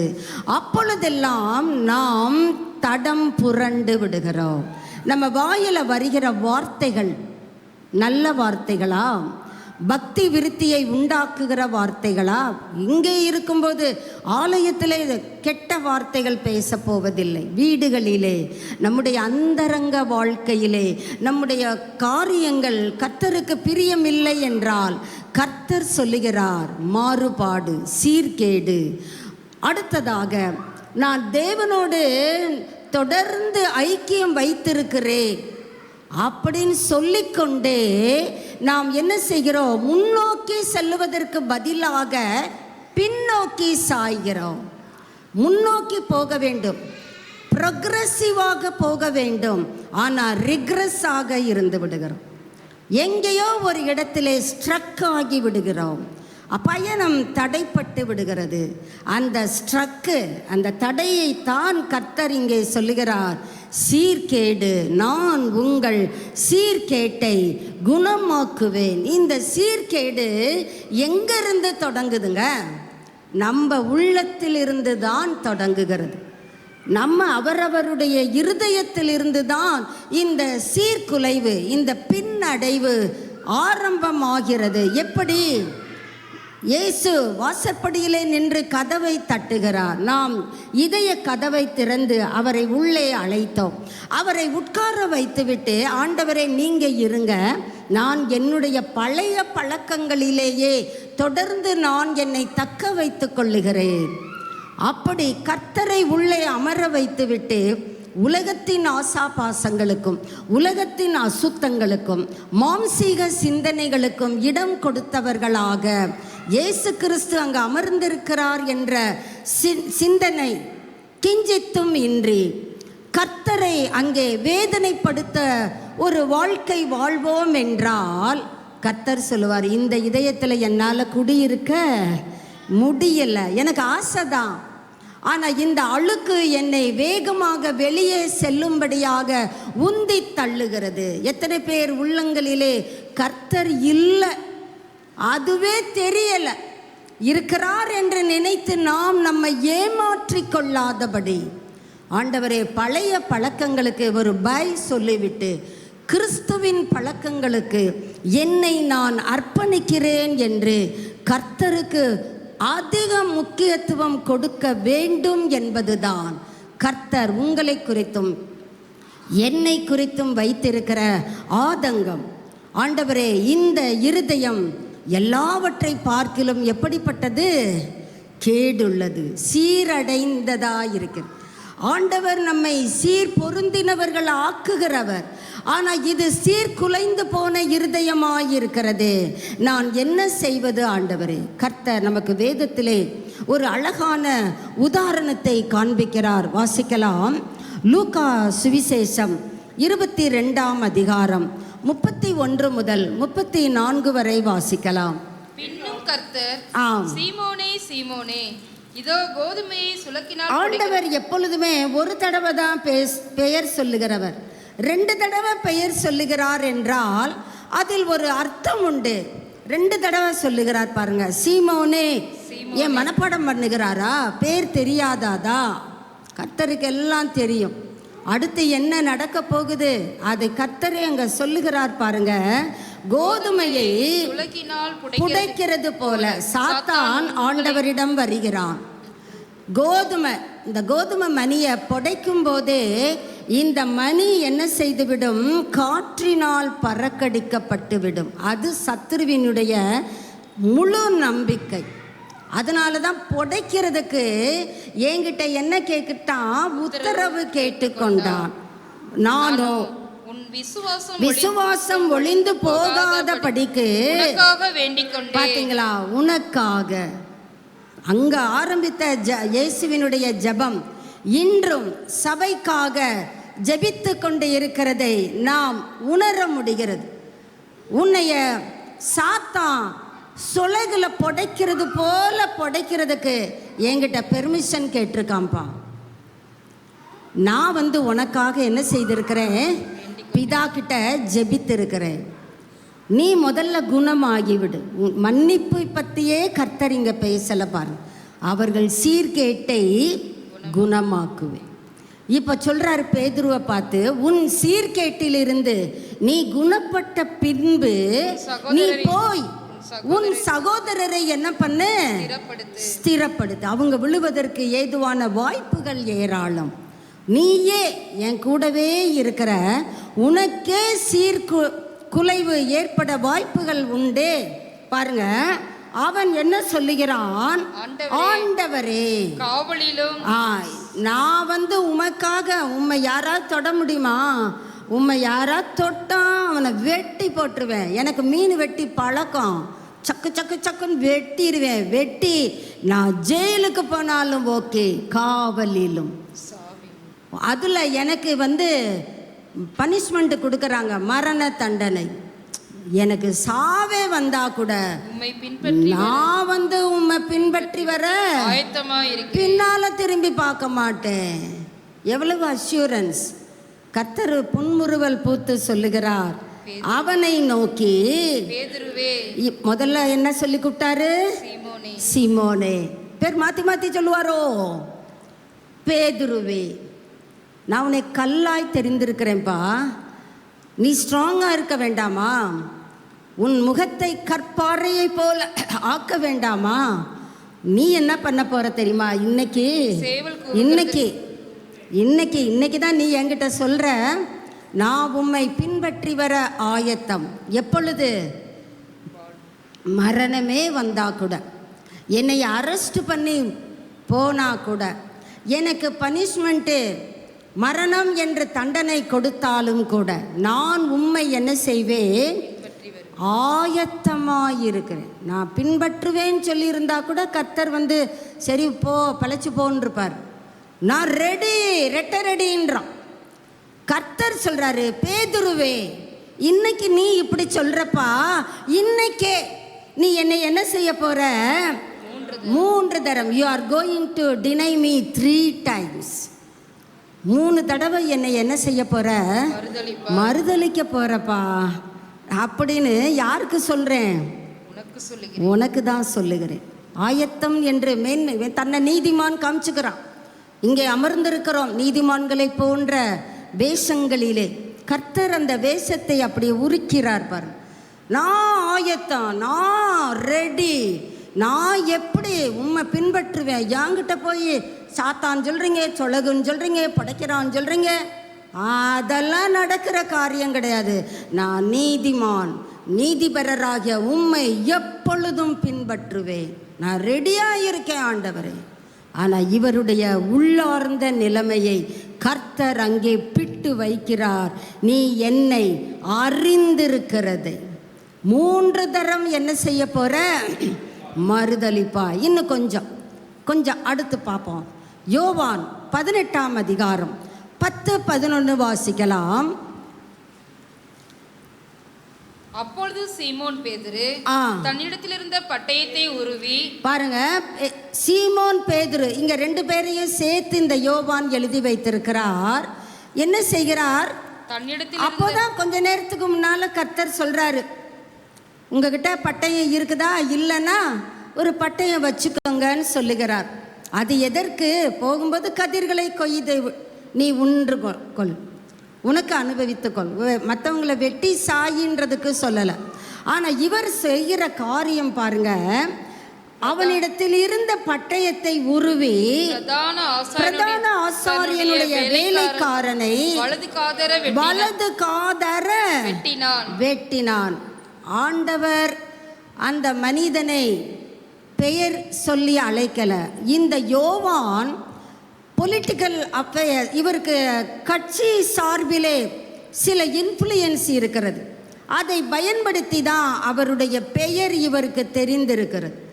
இவர்தான் எழுதுகிறார், அந்த வேலைக்காரனுக்கு மல்குஸ் என்று பெயர். இப்போ இயேசு என்ன செய்கிறார்? கரெக்டுடா, இதுதான்டா விசுவாசம்ங்கிறது. நான் உங்களை 3.5 வருஷமா போஷித்து பாதுகாத்து வந்தேன். உங்களுக்கு அப்பம், மீன், இறைச்சியெல்லாம் கொடுத்தேன். இந்த நன்றி கடனை உங்ககிட்ட தாண்டா பார்க்குறேன். அப்படியா சொன்னார்? இயேசு என்ன சொல்லுகிறார்? பேதுருவை நோக்கி, உன் பட்டயத்தை போடு, எனக்கு கொடுத்த பாத்திரத்திலே நான் பானம். தன்னை குறித்த தெய்வீக திட்டத்தை வெளிப்படுத்துகிற இயேசு கிறிஸ்து அங்கே பேதுருவை பார்த்து சொல்லுகிறார், உன் பட்டயத்தை எங்க வச்சுக்கோ? உரையிலே வைத்துக்கொள். இன்னும் கொஞ்சம் வாசிக்கலாம் பாருங்க. இந்த பேதுரு அங்கே சொன்னாரு, மறுதலிக்கிற காரியத்தை இயேசு சொல்லுகிறார். அவர் மறுதலிக்கிறார். மறுதலித்த பிறகு நீங்கள் அதே அதிகாரம் லூக்கா 22:54 என்று நினைக்கிறேன், அதில் நீங்கள் பார்த்தீங்கன்னா பேதுருவும் இயேசுவுக்கு தூரத்திலே பின் சென்றான். இயேசுவுக்கு பின் சென்றான். ஆனால் எங்கே பின் செல்லுகிறான்? At a distance. சிலர் சொல்கிறாங்க பார்த்தீங்களா, நான் ஒரு டிஸ்டன்ஸ் தான் வச்சுக்கிடுவேன். இந்த பேதுரு அவர்களுக்கு நண்பரோ தெரியவில்லை. பேதுருவும் தூரத்திலே அவர்கள் இயேசுவுக்கு என்ன செய்கிறான்? இயேசுவுக்கு பின்னால தான் போனான். ஆனா எங்க போகிறான்? தொலைவாகி விட்டது. அருகில் இருந்த அருகாமை இப்பொழுது தொலைவாகி விட்டது. இதைத்தான் கர்த்தர் சீர்குலைவு என்று சொல்லுகிறார். இயேசு கூடவே இருந்த அனுபவம் வேற, இப்பொழுது இயேசுவை பிடித்து கொண்டு போய்விட்டார்கள். இப்போ இங்கே தண்ணி வாசல் தெளிக்கிற அம்மா கூட சொல்லுது, நீயும் ஒரு ஆள் தானே அப்படின்னு கேட்குது. பயமாக இருக்குது, என்னையும் பிடிச்சிட்டு போயிடுவாங்களோன்னு. இப்போ தான் கொஞ்ச நேரத்துக்கு முன்னால் சொன்னார், என்னை அரெஸ்ட் பண்ணால் கூட நான் உம்மை பின்பற்றுவேன். ஆனால் இப்போ சொல்கிறாரு, ஐயோ தெரியாதுங்க, நீங்கள் யாரை பற்றி பேசுகிறீங்க? சபிக்கவும் சத்தியம் பண்ணவும், அதுதான் தூரம். தூரத்திலே இயேசுவுக்கு பின் செல்லுகிற நிலைமை இன்று நம்மிலே காணப்படும் என்றால் கர்த்தர் உங்கள் சீர்கேட்டை குணமாக்குவேன் என்று சொல்லுகிறார். இந்த பேதுருவினுடைய சீர்கேடை யோவான் புஸ்தகத்திலே வாசிக்கலாம். பாருங்க, 21வது அதிகாரத்துக்கு வருவோம். யோவான் 21:1 முதல் 5 வரை வாசிக்கலாம். இவைகளுக்கு பின்பு இயேசு திபிரியா கடற்கரையிலே மறுபடியும் சீஷருக்கு தம்மை வெளிப்படுத்தின விவரமாவது, சீமோன் பேதுருவும் திதிமு என்னப்பட்ட தோமாவும் கலிலேயா நாட்டிலுள்ள கானா ஊரானாகிய நாத்தான்வேலும் செபதேவியின் குமாரரும் அவருடைய சீஷரில் வேறு 2 பேரும் கூடியிருக்கும் போது சீமோன் பேதுரு மற்றவர்களை நோக்கி, இப்போ சீமோன் பேதுரு மற்றவர்களை நோக்கி என்ன சொல்லுகிறார்? மீன் பிடிக்க போகிறேன் என்றான். இயேசு எப்பொழுது அழைத்தார்? இவர்கள் மீன் பிடித்து கொண்டிருக்கிறதையும் வலையை பழுது பார்த்து கொண்டிருக்கிறதையும் கண்ட இயேசு சொல்லுகிறார், என் பின்னே வாருங்கள், உங்களை மனுஷரை பிடிக்கிறவர்கள் ஆக்குவேன். மனிதனை பிடிக்க வேண்டிய இந்த பேதுரு 3.5 வருடம் இயேசு ட்ரைனிங் கொடுத்து உருவாக்கி வைத்திருக்கிறார். தம்முடைய அன்பின் சாயலை காண்பித்திருக்கிறார். பேதுரு கூட முகமுகமாக பிதா தனக்கு கொடுத்த திட்டத்தை அவ்வப்பொழுது பகிர்ந்து கொண்டு இருக்கிறார். அந்த பேதுரு மற்றவர்களை, இவர் மட்டும் மீன்பிடிக்க போனா கூட பரவாயில்ல, இந்த சீர்குலைவு என்கிற வியாதி மற்றவர்களையும் பிடிக்கிறது. இவர் சொல்றாரு, மீன் பிடிக்க போகிறேன் என்றான். போறவர் அமைதியெல்லாம் போயிருக்கலாம் தானே, மீன் பிடிக்க தானே போற. மீனவன் மீன் பிடிக்க தான் செய்வான், கத்திரிக்காய் இருக்கிறதுக்கா போவான். மீன் பிடிக்க போறேன்னா நீ பாட்டுக்கு போயிருக்கலாம். ஆனால் போறவரே இதோ நான் அறிவிக்கிறது என்னவென்றால் மீன் பிடிக்க போகிறேன். நீதிமானுடைய பேச்சு, மீன் பிடிக்க போகிறேன் கேட்ட உடனே மற்றவர்கள் நாங்களும் உம்முடனே கூட வரி. அவங்களாவது சொல்லியிருக்கணும், எப்போ கர்த்தர் நம்மளை மனிதரை பிடிக்கிறது தானே அழைச்சிருக்கிறாரு, நம்முடைய அழைப்பு என்ன, தெரிந்து கொள்ளுதல் என்ன. அவர்களாவது அதை பேதுருவுக்கு நினைவுபடுத்தி இருந்திருக்கலாம். இல்லை, வியாதி, சில நேரம் தொற்று வியாதி. பார்த்தீங்களா, கரோனா நம்மளை பயமுறுத்துச்சு தானே. எல்லாம் அவரவர வீடுகளுக்குள்ளே இருங்க, கைகளை ஓயாமல் கழுவிக்கொள்ளுங்கள், உங்களுடைய கழிப்பிடங்களை அப்படி எல்லாத்துக்கும் நம்ம கீழ்ப்படிந்தோம். காரணம், அந்த வியாதி கிருமி என்னை தொற்றிவிடும். ஆனால் இந்த சீர்குலைவு என்கிற வியாதி மற்ற சீஷர்களையும் பிடித்து விட்டது. சொல்றாங்க, நாங்களும் வர்றோம். அவர்கள் புறப்பட்டு போய் உடனே படவேறினார்கள். போனாங்களே, மீன் பிடிச்சாங்களா? இவங்களுக்கு தெரியாததா எந்த இடத்துல எந்த மீன் கிடைக்கும், எங்க பிரீடிங் ஆகும், எல்லாம் தெரியும். ஆனா இவர்களுக்கு அந்த ராத்திரியிலே ஒன்றும் கிடைக்கவில்லை. இப்போ இயேசு கரையிலே வந்து நிற்கிறார். எப்படிங்க கூப்பிட்டாரு? டே பேதுரு அப்படியா கூப்பிட்டாரு? இல்லைங்க, ஆன் த ஹோலா எல்லாரையும் கலெக்ட் பண்ணி கூப்பிடுறாரு. பிள்ளைகளே, பிள்ளைகளே, நாம் விலகி போனாலும் நம்முடைய ரட்சிப்பு நம்மை விட்டு நீங்குவதில்லை. அதனால் நாம் மேன்மைப்படலாமோ? நாம் செய்த நீதிகள் நினைக்கப்படாது என்றல்லவா கர்த்தர் சொல்லி இருக்கிறார். இங்கே கர்த்தருடைய அன்பின் ஆழத்தை பார்க்கிறோம். பாருங்க, எத்தனை அன்பு. இயேசு இருக்கிற இடத்துல நீங்க இருந்திருந்தீங்கன்னா என்ன சொல்லியிருப்பீங்க? சுட்டு தள்ளிடுவேன் அப்படின்னு சொல்லுவீங்க. வார்த்தையிலே பொசுக்கியிருப்போம், பார்வையிலேயே பொசுக்கியிருப்போம். ஆனால் இயேசு எப்படி கூப்பிடுகிறார்? பிள்ளைகளே. டே, நான் உங்களை எதுக்குடா அழைச்சேன்? எதுக்கு ரத்தம் சிந்தினேன்? எதுக்கு மரணத்தை ஜெயித்து உயிரோடு எழுந்திருக்கிறேன்? எதற்கு உங்களுக்கு என்னை தரிசனத்திலே காண்பிக்கிறேன்? நீங்கள் போய் மற்றவர்களை சீர்படுத்த வேண்டும் தானே. நீங்கள் மீன் பிடிக்க வந்துட்டீங்க. கர்த்தர் எதுவுமே சொல்லலை பாருங்க. புசிக்கிறதற்கு ஏதாகிலும் உண்டா? இவங்க ஏங்க மீன் பிடிக்க போனாங்க? வயிற்றுப்பாடு, வயிறு காலியாக இருக்குது. இன்னைக்கு நம்ம என்ன சொல்கிறோம்? பிழப்பை பார்க்க வேண்டாமா? பேதுருவும் அப்படிதான் சொன்னோம்.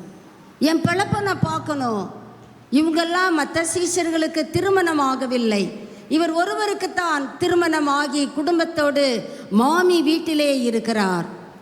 இவர் தான் சொல்கிறாரு, என்னை நம்பி எத்தனை ஜீவன்கள் என் வீட்டில் இருக்கு. நான் பட்டினி கிடப்பேன்ப்பா, நீதிமான் போல நான் பட்டினி கிடப்பேன். ஒன்றும் என் குடும்பம், அதனால தான் நான் மீன் பிடிக்க போகிறேன்னு சொன்னேன். கர்த்தருக்கு தெரியாதா? கர்த்தர் அதெல்லாம் கேட்கவே இல்லை. ஏன்பா சொன்ன, எதுக்கு சொன்ன? இந்த கதையெல்லாம் கர்த்தருக்கு இஷ்டம் இல்லை. நீ பிழைப்புக்கு தானே வந்த, வயிற்றுப்பாட்டுக்கு தானே வந்த, போஜனத்துக்காக தானே மீன் பிடிக்க போகிறேன்னு வந்த. இப்போ நானும் அதை தான், என்னுடைய போஜனத்தை உங்ககிட்ட கேட்குறேன். என்னுடைய போஜனம் பிதாவானவர் என்னை அழைத்த சித்தத்தின்படி நான் காரியங்களை நடத்த வேண்டும் என்பதுதான் எனக்கு சாப்பாடு. அந்த சாப்பாடு உங்ககிட்ட இருக்குதா? புசிக்கிறதற்கு வாசிப்போம் அந்த வார்த்தையை. 5வது வசனம். பிள்ளைகளே, புசிக்கிறதுக்கு ஏதாகிலும் கேட்கிறவர் இயேசு என்று கூட இவங்களுக்கு தெரியலன்னு சொல்லி வேதத்தில் எழுதப்பட்டு இருக்கிறதுங்க. 4வது வசனத்தில் வாசித்து பார்த்தீங்கன்னா தெரிஞ்சுக்கலாம். கேட்கிறவர் இயேசுனே தெரியலைங்க. அப்போ கண்கள் எப்படியாய் அடைக்கப்பட்டு இருக்கிறது? கண்ணு பார்க்குதா? பார்க்குது. படகுல தான் இருக்கிறாங்க, கடலை பார்க்குறாங்க, கரையில் ஒரு நபர் நிற்கிறத பார்க்குறாங்க. ஆனால் அந்த நபர் இயேசு என்று தெரியவில்லை. என்ன பரிதாபம்! பரிதாபத்திலே தான் இந்த நாளிலே சபை காணப்பட்டு கொண்டு இருக்கிறது. ஆனால் நம்ம நினச்சிக்கிட்டு இருக்கோம், பறந்திடுவேன், நான் பறந்திடுவேன். பார்க்குறார் ஆண்டவர், ரெக்கையவே காணோம். எப்படி பறப்ப மகளே, மகனே? உன் விங்ஸே காணுமே. நான் ஆயத்தமாயிருக்கிறேன், காவலிலும் சாவிலும் உம்மை பின்தொடர. அப்படியா? இன்னைக்கு 3 times என்னை அறிந்திருக்கிறதே தெரியாதுன்னு சொல்ல போகிறப்பா தம்பி. மாத்திரமா நான் சாப்பாட்டு காரியத்தை பார்க்க போகிறேன், நீ உன் சாப்பாட்டு காரியத்தை பார்க்க போன. நான் ஏன் சாப்பாட்டு காரியத்தை கேட்குறேன்? பிதாவின் சித்தத்தை செய்து முடிப்பதே எனக்கு சாப்பாடு. அந்த சாப்பாடை புசிக்கிறதற்கு உங்களிடத்தில் ஏதாகிலும் உண்டா? இந்த காலை வேளையிலே நான் நீதிமான் என்று மேன்மை பாராட்டி கொண்டு அமர்ந்திருக்கிறோம். நம்மை பார்த்து தான் கர்த்தர் கேட்குறாரு, நான் உங்ககிட்ட பசியோடு வந்திருக்கிறேன், எனக்கு ஏதாவது தருவியா? வாங்க, சாம்பார் வெளாவி வச்சிருக்கோம்லா, வாங்க வாங்க. அந்த சாம்பாரை கர்த்தர் கேட்கல. அதுக்கு அவர் அதிகமாக உங்களுக்கு கொடுப்பார். நீங்கள் கர்த்தருடைய விருப்பப்படி வாழ வேண்டுமே. பிதாவின் சித்தத்திற்கு என்னை அர்ப்பணிக்கிறேன், அதுதான் எனக்கு சாப்பாடு. அதை கர்த்தர் கேட்கிறார் பாருங்க. அதற்கு அவர்கள் பதில் பாருங்க, ஒன்றுமில்லை. யாருன்னே தெரியலங்க. இன்னும் யார் கேட்குறது? அந்த உணர்வே அந்த சீஷர்கள் தான். அவங்களுக்கு தெரியலை. இப்போ பதில் மட்டும் வேகமாக வருது. சாப்பிட ஏதாவது இருக்காப்பான்னா உடனே பதில் வருது. என்னது? கையை ஆட்டுறாங்க. ஒன்றும் இல்லை. அப்படியா? சரி வாங்க, நான் உங்களுக்கு தார். உங்ககிட்ட ஒன்றும் இல்லைன்னு ஒத்துக்கிட்டீங்கல்ல, வெல் டன். வாங்க, கரைக்கு வாங்க. அங்கே பார்க்கிறார்கள். 9வது வசனம், கரி நெருப்பு போட்டி இருக்கிறதையும். எப்படிங்க கடற்கரை அந்த காற்றுல அந்த கறி அந்த நெருப்பு பிடிச்சி எரியிற அளவுக்கு அந்த அடுப்பு எப்படிங்க அங்கே வந்துச்சு? ஆச்சரியமாக இருக்குல்ல. கரி நெருப்பு போட்டி இருக்கிறதை, மீன் அதன் மேல் வைத்திருக்கிறதை. கடற்கரையில் மீன் கிடைக்க வாய்ப்பு இருக்கு. அப்பம், பிள்ளைகள் அப்பம் கேட்கும் பொழுது நான் கல்லை கொடுப்பேனோ? புசிக்கிறதுக்கு நான் கேட்குறேன், ஒன்றும் இல்லைன்னு சொல்லுகிறேன். வா, நான் உனக்கு தருகிறேன். அப்பமும் மீனும் அங்கே ரெடியாகி இருக்கிறது. அதுக்கு பிறகு கூட அவங்களுக்கு கர்த்தர்னு தெரியல. பாருங்க, 12வது வசனத்துக்கு வரும் பொழுதுதான் அவர் கூப்பிடுறாரு, வாங்க சாப்பிடுங்கன்றார். அவரை கர்த்தர் என்று சீஷர்கள் இப்பதாங்க கிளிக் ஆகுது, டியூப்லைட் இப்பதான் ஒர்க் ஆகுது. கர்த்தர்ப்பா ஏசு. ஏன்னா இதுக்கு முன்னாலேயும் அப்பத்தையும் மீனையும் தானே நமக்கு சாப்பிட கொடுத்தாரு. மீதியை நம்ம வீடுகளுக்கு கூட கூடையா கொண்டு போனோம் தானே. இவர் யார்? கர்த்தர். நாமும் இன்னைக்கு பேதுருவை போன்று தானே வாழ்ந்து கொண்டிருக்கிறோம். சீர்கேடு, சீர்குலைவு. அதனால தான் இந்த பேதுரு, கர்த்தர் சொன்னாரு, நீ குணப்பட்ட பின்பு உன் சகோதரரை ஸ்திரப்படுத்து. இந்த பேதுரு தான் உங்களுக்கும் எனக்கும் ஒரு ஆலோசனை சொல்லுகிறார். என்ன சொல்லுகிறார்? 2 பேதுரு 3ஆம் அதிகாரம் 17-18 வாசிச்சா தெரியும். ஏன் பேதுரு சொல்லுகிறார் அந்த அர்த்தம் இப்பொழுது நாம் பேதுருவை குறித்து தொடர்ந்து பார்க்கிறோம். மறுதலித்த விதம் வாசிப்போம். 2 பேதுரு. யாருங்க? பிரிய ஆண்டவர் எப்படி சீர்குலைந்த நபர்களையும் பிள்ளைகளே புத்திரரே என்று அழைக்கிற அதே சாயல் பேதுருக்கிட்டையும் இருக்கிறத பார்க்கிறோம். பிரியமானவர்களே, முன்னமே நீங்கள் அறிந்திருக்கிறபடியினால் நீங்க வஞ்சிக்கப்பட்டு போகிற காலத்திலே வாழ்ந்து கொண்டிருக்கிறீர்கள். சத்துருவினுடைய வஞ்சகத்திற்கு நீங்கள் இழுப்புண்டு. அந்த வஞ்சகம் டைரக்டா வஞ்சகம் மாதிரி தெரியாதுங்க, அது கவர்ச்சியாய் வரும். ஏதேன் தோட்டத்திலே ஆதியாகமம் 3:1 பார்க்கிறோம், சகல மிருகங்களை பார்க்கிலும் சர்ப்பம் தந்திரமுள்ளதாய் இருந்தது. இந்த மனுக்குலத்தை கூட நீர் பழகணும்னு சொல்லியா உருவாக்கி இருக்கிறீர். உங்களுக்கும் அந்த மக்களுக்கும் இடையிலே நான் வந்துடுறேன், நான் வந்து உங்களை பிரித்து விடுகிறேன். பகலின் குளிர்ச்சியான வேளையிலே அழகாக ஆதாமோடு ஏவாளோடு ஜாலியாக நேரத்தை பொழுதுபோக்கின கர்த்தர் இப்பொழுதும் அதே உணர்வோடு வருகிறார். காணோம், ஆதாமே நீ எங்கே இருக்கிற? எங்கப்பா இருக்கிற? வாசல்ல என்னை தேடி ஆசையோடு 2 பேரும் நிற்பீங்களே, எங்கே போயிட்ட? ஒன்னாங்க பயந்துட்டோம். அப்போ இதுக்கு முன்னால் கர்த்தர் பக்கத்தில் இருக்கும்போது பயம் இல்லை, கர்த்தர் பேசும்போது பயம் இல்லை. இப்போ கர்த்தரே வரலை, ஆனால் பயம் இவர்களை சூழ்ந்து விட்டது. காரணம் சத்துருவினுடைய வஞ்சகம். அவன் கவர்ச்சியாய் பேசி வஞ்சித்து விட்டான். அதுதாங்க இன்றளவும் சபையில் இருக்கிற தேவ பிள்ளைகளை வஞ்சிக்கிற சத்துரு. பேதுரு சொல்லுகிறான், நான் வஞ்சிக்கப்பட்டுட்டேன்ப்பா, ரொம்ப குடுகுடுன்னு முந்தி பேசினேன், நான் ரெடி ஆண்டவரேன்னு சொன்னேன், நான் தான் ஆளாக மறுதளித்தேன். வஞ்சகம். நான் சும்மா இருக்கலாம்ல, மனம் கசந்து அழுதே. ஆனால் யோவான் 21வது அதிகாரம் கர்த்தர் உயிர்த்தெழுந்து விட்டார். அப்போ நான் சரியாய் மனம் பொருந்தி இருக்க வேண்டும் தானே.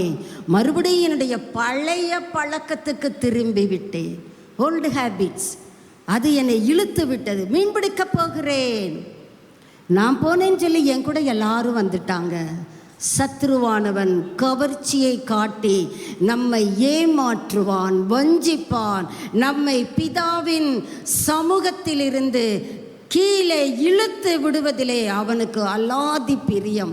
அதிலே அவன் உறங்குவதும் இல்லை, தூங்குகிறதும் இல்லை. நம்ம எப்படி இருக்கிறோம்? அப்போ எவ்வளவு கவனமாக நாம் முன்னோக்கி செல்ல வேண்டும். ஆனால் தடம் புரண்ட நிலைமையிலே வாழ்ந்து கொண்டு இருக்கிறோமே. என்னுடைய நீதிகள் அப்படியாக்கும் இப்படியாக்கும் மேன்மை பாராட்டுகிறோமே. இந்த மேன்மை பாராட்டின பேதுரு தான் சொல்லுகிறார், வஞ்சகத்திலே நீங்கள் இழுப்புண்டு உங்கள் உறுதியிலிருந்து. நம்ம அதை தான் ஏற்கனவே தியானித்தோம். டெனாசிட்டி, மன உறுதி. அவரை பற்றி கொள்ள வேண்டும். உனக்கு என்ன இருக்குது? பற்றிக்கொள். உன் தேவனாகிய கர்த்தரை பற்றிக்கொள். அந்த உறுதியில இருந்து நீ என்ன பண்ணி விடுவாய்? விலகி விழுந்து விடுவாய். நல்ல அழகா பேதுரு நமக்கு கூறுகிறார், விழுந்து போகாதபடிக்கு எச்சரிக்கை. எச்சரிக்கை. சபையை பேதுருவை கொண்டு பரிசுத்த ஆவியானவர் எச்சரிக்கிறார். இந்த எச்சரிப்பு எனக்கு தான். எத்தனை பேர் சொல்ல முடியும்? எனக்கு தான். எனக்கு என்று சொல்லுகிற நாம் அனைவரும் கர்த்தருக்கு புத்திரர் தான், பிள்ளைகள் தான். கர்த்தர் நமக்கு அன்புடன் அவர் வருகையிலே நாம் எடுத்துக்கொள்ளப்பட வேண்டுமே. நம்ம கைவிடப்பட்டு போய்விட்டோம் என்றால் அதை விட வெட்கம் வேறு ஒன்றும் இல்லையே. உலகம் சொல்லும், போன கோயிலுக்கு இப்போ எங்களோட வந்திருக்கிற ஐய, அப்படி சொல்லும் என்றால் நமக்கு வெட்கம் தானே. நாம் இவ்வளவு பட்ட பிரயாசம் விருதாவாய் போய்விடும் தானே. அதை தான் பவுல் கலாத்திய சபைக்கு எழுதுகிறார். புத்தி இல்லாத கலாத்தியரே, நீங்கள் இத்தனை நாளும் பட்ட பாடுகள் பிரயாசங்கள் விருதாவாய் போய்விடும்னு உங்களுக்கு தெரியலையா? கஷ்டப்பட்டு மேலே ஏறுவோம், உச்சிக்கு போகிற தருணத்தில் ஒரு வேரை பிடிக்க முடியலை, பிடி தளர்ந்து விட்டது. கண்டிப்பாக என்ன செய்வோம்? விழுந்துதான் விடும். நான் எப்படி தூரம் ஏறுனேனே அதை நினச்சிக்கோ. சொல்ல முடியுமா? கடைசி வரைக்கும் ஏறிட்டு அங்கிருந்து கீழே விழுந்தா நம் நிலைமை இப்பொழுது அப்படித்தான் காணப்படுகிறது. இதில் நீ விழுந்து போகாதபடி நீ எச்சரிக்கையாயிரு. என்ன செய்யணும்? பேதுருவே தொடர்ந்து சொல்லுகிறார் 18, நம்முடைய கர்த்தரும் இரட்சகரும் ஆகிய இயேசு கிறிஸ்துவின் கிருபை. அவர் என்னை போய் புள்ளன்னு கூப்பிடுறாரு, அதுக்கு பேர் தாங்க கிருபை. நாமே சில பெற்றோர்களை பார்க்கிறோம், இதெல்லாம் பிள்ளையா? புள்ளன்னு சொல்லக்கூட எனக்கு பிடிக்கல. எத்தனை பெற்றோர் சொல்லுகிறார்கள். ஏன் நம்மளே ஒரு நேரம் நினச்சிருப்போம் தான், பிள்ளையா இது? சாச்சி மாதிரி தெரியாமல் பிள்ளைய கேட்டுட்டேன். இது பிள்ளையே கிடையாது, பாடா படுத்துது. சொல்கிறோம் தானே. நம்ம விளையாட்டுக்கு சொல்கிறோமோ, வேதனையின் மிகுதியிலே சொல்லுகிறோமோ.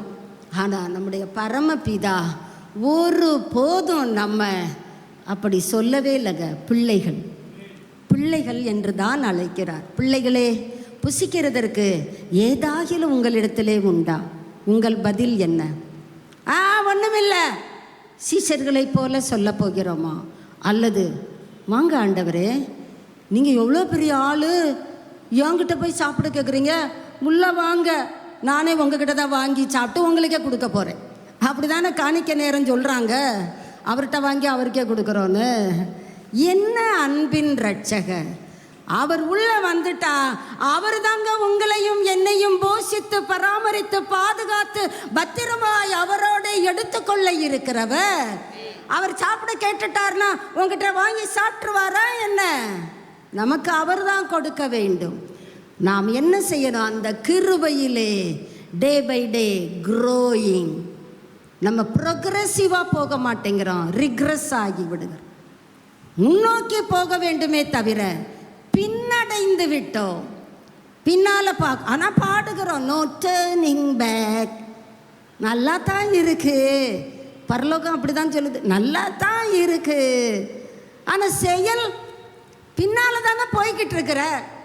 எத்தனை பின்னடைவுகள் கர்த்தர் பட்டியலிட்டால் சபை தாங்காது. எங்கள்கிட்ட இவ்வளவு இருக்குதா? நாம் ஒன்று செய்வோம். ஆண்டவரே, உங்கள் கிருபையை நான் பற்றி கொள்ளுகிறேன். உங்கள் கிருபையை பற்றி கொண்டா உங்களை விட்டு விலகியே போக மாட்டேன். அடுத்தது என்ன செய்ய வேண்டும் என்று பேதுருவே நமக்கு சொல்லுகிறார். அவரை அறிகிற அறிவிலும் அப்படியே இருங்க. அறிவை பெற்றுக்கொண்டீங்களா? அப்படியே இருங்க. உங்க வேதத்தில் என்னங்க எழுதப்பட்டு இருக்கிறது? வளருங்கள் என்கிறது இம்பரேட்டிவ் சென்டென்ஸ். வளரு, அது ஒரு கட்டளை. கிருபையிலே வளர், அவரை அறிகிற அறிவிலே வளருங்கள். அப்படி வளரும் பொழுதுதான் உங்க வாழ்க்கை மூலமாக அவருக்கு இப்பொழுதும் என்றென்றைக்கும் என்ன ஏற்படும்? மகிமை. ஜஸ்ட் உங்க வாழ்க்கையை யோசித்து பாருங்க. என் வாழ்க்கை மூலமாக கர்த்தருக்கு இப்பொழுதும் என்றென்றைக்கும் மகிமை வருகிறதா, அவமகிமை வருகிறதா. இவங்கெல்லாம் அப்படிதாங்க. உங்கள் சர்ச்சில் அப்படி தான் சொல்லி கொடுக்குறாங்களோ, நம்ம வீடுகளில் அதை தானே கேட்குறாங்க. உங்கள் போதகர் உங்களுக்கு இப்படி தான் கெட்ட வார்த்தை பேச கற்றுக் கொடுக்குறாரோ, அப்படி தானே கேட்குறாங்க. 1000 நல்ல வார்த்தை பேசும்போது நம்மளை அப்ரிஷியேட் பண்ண மாட்டாங்க. ஒரு சின்ன கெட்ட வார்த்தை எங்கிட்ட வெளியே வந்துருச்சு, டக்குன்னு பிடிச்சிக்கிடும் உலகம். ஓ, இதுக்கு தான் கோயிலுக்கு போறியோ? ஆண்டவரே, உண்மை அறிகிற அறிவு எனக்கு எப்பவும் வேணும் ஆண்டவர். அந்த அறிவு எனக்கு இருந்துச்சுன்னா என்ன கிடைக்கும்? 2 பேதுரு 1 அதிகாரம் 2வது வசனத்தையும் 3வது வசனத்தையும் வாசிக்கலாம். தேவனையும் நம்முடைய கர்த்தராகிய இயேசுவையும் அந்த அறிவு உங்களுக்கு இருந்துச்சுன்னா கிருபை சமாதானம் உண்டாகாது, பெருகும். உண்டாகிறது வேற, பெருகிறது வேற. பேதுரு இங்க சொல்றாரு, எத்தனை பேர் சமாதானம் இல்லாமல் இங்கே அமர்ந்து கொண்டு இருக்கிறோம். அது இல்லை, இது இல்லை, அது இப்படி, இது எப்படி, இப்படி சமாதான சீர்கேட்டினாலே தேவ பிரசன்னத்திற்குள்ளாய் இருக்கிறோம் தானே. ஏதோ 1-2 குறைவுகளை சிந்தித்து கொண்டே நாம் சமாதானத்தை இழந்து விடுகிறோம் தானே. கர்த்தர் பேதுருவை கொண்டு சொல்லுகிறார், அவரை அறிகிற அறிவிலே வளரும் பொழுது கிருபை சமாதானம் என்ன ஏற்படுமா? பெருகும். வாசிக்கலாம் அடுத்த வசனத்திலே, நம்முடைய மகிமையினாலும் காருண்யத்தினாலும் நம்மை அழைத்திருக்கிற அழைப்பினாலே கர்த்தர் நம்மை தெரிந்தெடுத்திருக்கிறாரே, அந்த அறிவு இருந்துச்சுன்னா அந்த அறிவே ஜீவனுக்கும் தேவ பக்திக்கும் வேண்டிய எல்லாத்தையும் கொடுக்குங்க. எல்லாத்தையும் கொடுக்கும். புசிக்கிறதுக்கு ஏதாகிலும் உண்டான்னு கேட்குற இயேசுவுக்கு நீங்கள் ஒன்றும் புசிக்க கொடுத்து அவருடைய பசியை ஆற்ற முடியவே முடியாது. பதிலாக அவர் உள்ளே வந்துவிட்டார். உங்களுக்கு சமாதானம் பெருகும், கிருபை பெருகும். இந்த ஜீவனுக்கும் உங்களுக்கு எதெல்லாம் வேணும்னு நினைக்கிறீங்களோ அந்த ஜீவனுக்கு நான் வாழணுமே. ஆண்டவரும் உங்களை வாழ்க என்று தான் சொல்லுகிறார். மரியாளே வாழ்க, கர்த்தர் உன்னுடனே இருக்கிறார். உன்கிட்ட இருக்கிறதுனால நீ வாழ்க இல்லை, வாழ்க. கர்த்தர் உன் கூட இருக்கிறார். அதே பதம்தான் எப்பொழுதும் சொல்லுகிறவர். நேற்றும் இன்றும் என்றும் அவர் மாறாதவராயிருக்கிறார். நம்ம தான் மாறி மாறி போகிறோம். நம்முடைய நடைகள் மாறி மாறி மாறி விகாரப்படுகிறது. விளைவு நமக்குத்தான் பாதிப்பே தவிர கர்த்தருக்கு அதிலே பாதிப்பு இல்லை. ஆனாலும் அன்பின் இரட்சகர் இந்த காலை வேளையிலே நான் உங்கள் சீர்கேட்டை குணமாக்குவேன். இந்த ஜீவனுக்கும் இதற்கு பின் வருகிற தேவ பக்திக்கு, ஐயோ நான் தேவ பக்தியாக வாழணும்னு தான் விரும்புகிறேன், வேதத்தை வாசிக்கணும்னு தான் விரும்புகிறேன், ஜெபிக்கணும்னு தான் ஆசைப்படுறேன், என்னால் முடியலையே. கர்த்தரை அறிகிற அறிவிலே நீங்கள் வளரும் பொழுது கண்டிப்பாக வேதம் சவாலிடுகிறது. இந்த ஜீவனுக்கும் தேவ பக்திக்கும் வேண்டிய யாவற்றையும் உங்களுக்கும் எனக்கும் அது என்ன செய்யும்? தந்தருளும். தந்துனாலே கொடுக்கறது தான். தந்த அருளும்னா கொடுத்து கொண்டே இருக்கும். அல்லேலியா சொல்லிடலாமே. இப்படி என்னை பிள்ளை என்று அழைக்கிறீரே, என் வாழ்க்கையில் எத்தனை சீர்குலைவுகள் ஆண்டவரே, நான் என்ன செய்வது? வேதத்திலே சில ஆலோசனைகளை கர்த்தர் நமக்கு சொல்லுகிறார். அதை நாம் கடைப்பிடிப்போம் என்றால் அவரை அறிகிற அறிவிலே வளர முடியும். அவருடைய சமாதானத்திலே நாம் அவருடைய கிருபையிலே பெருக முடியும். வாசிக்கலாம். மத்தேயு 26ஆம் அதிகாரம் 41ஆம் வசனத்திலே இயேசு சொல்லுகிறார், ஆவி உற்சாகம் உள்ளதுதான், மாம்சமோ பலவீனம். இதை சொல்லிக்கிட்டே நம்ம வாழ்க்கையை ஓட்டக்கூடாது. மாம்சமோ பலவீனம் அப்படி அல்ல. அங்க கர்த்தர் முதல்ல சொல்றது காரியம், நீங்கள் சோதனைக்கு உட்படாதபடிக்கு நீங்க ஜெபம் பண்ணுங்க. பிரேயர் தான் essential most desired weapon in the kingdom of God. தேவ ராஜ்யத்திலே அங்கே பேசப்படுகிற ஆயுதம் எதுன்னு கேட்டிங்கன்னா, நம்ம இன்னைக்கு சொல்கிறோம் ஜெபம் பண்ணுறாங்களாம். ஒரு நக்கல் நையாண்டித்தனம், எது எப்படி இருக்கட்டும், அதை குறித்தெல்லாம் கவலைப்பட வேண்டிய அவசியம் இல்லை. நாம் நம்மை பரிகசிக்கிற உலகத்திலே தான் வாழ்ந்து கொண்டு இருக்கிறோம். கர்த்தருடைய பிரியம் என் மேலே இருக்கணும்னு நினைக்க போகிறோமா? பரிகசிக்கிற உலகத்திற்கு பிரியமாய் நான் என்னை மாற்றிக்கொள்ளுகிறேன் என்று ஜீவிக்க போகிறோமா? அது உங்களுடைய அர்ப்பணத்தின் ஆழத்தை பொறுத்தது. ஆண்டவரே, நீர் உம்முடைய பிரியம் என் மேலே இருக்கணும். அப்போ ஆண்டவர் சொல்லுவார், நீ எப்பொழுதெல்லாம் ஜெபிக்கிறாயோ. ஏன் ஜெபத்திற்கு வேதாகமம் இவ்வளவு முக்கியத்துவம் கொடுக்கிறது? சோதனைக்கு உட்படாத படிக்கு. நீங்கள் ஜெபம் பண்ணி பாருங்க, உங்களுக்கு வருகிற தாக்கங்களிலிருந்து கர்த்தர் உங்களை விடுவிக்கிறதை கண்கூடாக உணர முடியும். உங்கள் சரீரத்திலே பலவீனங்கள் வரும். சத்துரு யோபுவை சும்மா விட்டுறலைங்க. உச்சந்தலை முதல் உள்ளங்கால் வரைக்கும் பருக்கள். எதை சொரியன்னு தெரியலை, சொரிஞ்சுக்கிட்டே இருக்கிறான். கையில் சொரிஞ்சு சொரிஞ்சு கைதான் வலிக்குது, ஓட்டை எடுத்து சொரியிறான். அப்போ மனைவி பார்க்குறா, அவளுக்கு வேதனை தாங்க முடியல. பிள்ளையை இழந்து, சொத்தை இழந்து, எல்லாத்தையும் இழந்துட்டு மனுஷன் சரீரத்திலையும் இப்படி அவஸ்தைப்படுகிறாரு. அந்த வேதனையில் தான் அந்த அம்மா சொல்லுது, எதுக்குப்பா உசுரோடு இருக்கிற, செத்துருப்பா, சாகிறதுக்கு முன்னால் டூ ஒன் திங், அவரை தூஷித்துரு, அவர் தானே இதுக்கு இத்தனைக்கும் காரணம். அப்போ உடனே யோபு அப்படியா சொன்னார்? இன்னைக்கு இருக்கிற பார்ட்னர்ஸ் அப்படி தானே சொல்கிறோம். அப்படி அவர் சொல்லலைங்க. படே அழகாக ரிஜெக்ட் பண்ணுகிறார். என்னை விட மனைவியையாவது நேசிக்கிறவன், அந்த இடத்துக்கு யோபு வந்து விடுகிறார். கர்த்தர் தான் முக்கியம். அவர் தானே கொடுத்தாரு. உன் கணக்குப்படி அவர் தான் எடுத்துக்கிட்டார். தோத்திரம் நம்ம சொல்லுவோமா? ஆத்திரம்தான் படுவோம், ஒன்றுமே போயிருக்காது, ஆத்திரப்படுவோம். ஆனால் யோபு இழந்த அத்தனை காரியங்கள், ஓட்டை எடுத்து சொரியும் போது உடம்பு குழு குழுன்னா இருந்திருக்கும். யோசித்து பார்ப்போம், எப்படி எரிஞ்சிருக்கும், இரிட்டேஷன். அதன் நடுவிலும் அவர் பொறுமையை கையாண்டிருப்பார் என்றால், அந்த யோபு மாதிரி நம்ம யாருமே இல்லை. நம்ம எல்லாம் சொகுசு பேர்வழிகள் தான். கர்த்தர் நம்மை நன்கு வைத்திருக்கிறார். நம்ம எதை கர்த்தருக்காக இழந்திருக்கிறோம்? கொஞ்சம் யோசித்து பார்ப்போம். இதை நான் கர்த்தருடைய அன்பிலே வைத்தது நிமித்தம் நான் ஜெபம் பண்ணுவதற்காக இதை இழந்திருக்கிறேன். ஒருத்தரும் சொல்ல முடியாது. ஆனால் இயேசு சொல்லுகிறார், மாம்சம் பலவீனந்தான்ப்பா, ஆனால் ஆவி உற்சாகமாக இருக்குல்ல தானே, நீ தொடர்ந்து என்ன பண்ணு, ஜெபம் பண்ணு. நான் ஜெபத்திற்கு முக்கியத்துவம் கொடுக்கிறேன் என்று உன்னுடைய அர்ப்பணிப்பிலே கர்த்தருக்கென்று உன்னை கொடுப்பாய் என்றால், கர்த்தர் நீ ஜெபிப்பதற்கு ஏற்ற அத்தனை வசதிகளையும் உனக்கு ஏற்படுத்தி கொடுப்பார். அல்லேலூயா. நம்ம ஜெபம் பண்ண மாட்டேங்கிறோம். இன்னைக்கு போகிறவங்க தான் அடுத்த ஞாயிற்றுக்கிழமை காலையில் 8 மணிக்கு தான் உள்ளே வந்து லேசாக அப்படியே பார்ப்போம், யார் யார் வந்திருக்கா, பரவாயில்ல நான் சீக்கிரம் வந்துட்டேன். இந்த மேன்மை தான், இதுக்கு ஒன்றும் பஞ்சம் இல்லை. நாம் எப்படி தேவ பிரசன்னத்திலே நாம் சுத்தமாய் காணப்படுகிறோம் சற்று யோசித்து பார்ப்போம்.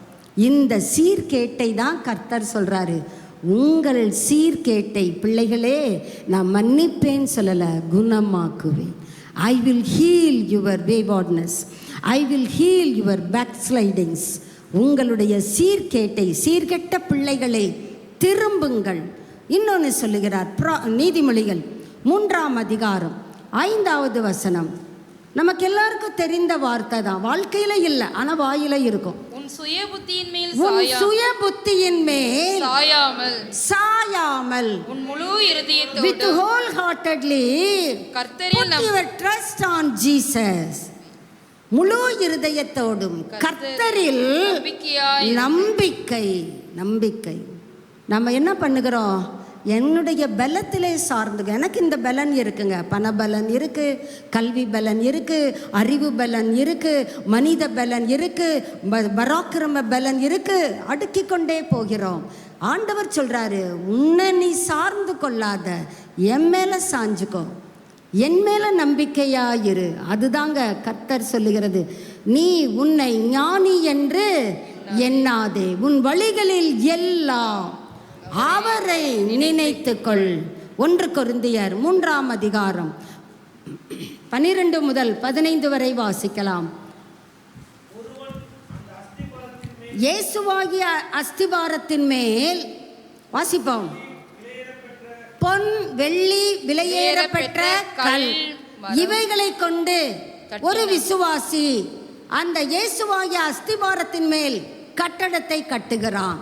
அடுத்த விசுவாசி 12வது வசனத்தை வாசிப்போம். மரம் புல் வைக்கோல் இவைகளை கொண்டு கட்டுகிறான். இந்த 2 கட்டட நிபுணர்களிலே நீங்கள் யாராக இருக்கிறீர்கள்? விலையேறப்பெற்ற கல் வெள்ளி பொன் இவைகளை கொண்டு உங்க ஆவிக்குரிய ஜீவியத்தை இயேசுவாகிய அஸ்திபாரத்தின் மேல் கட்டி கொண்டு இருக்கிறீர்களா?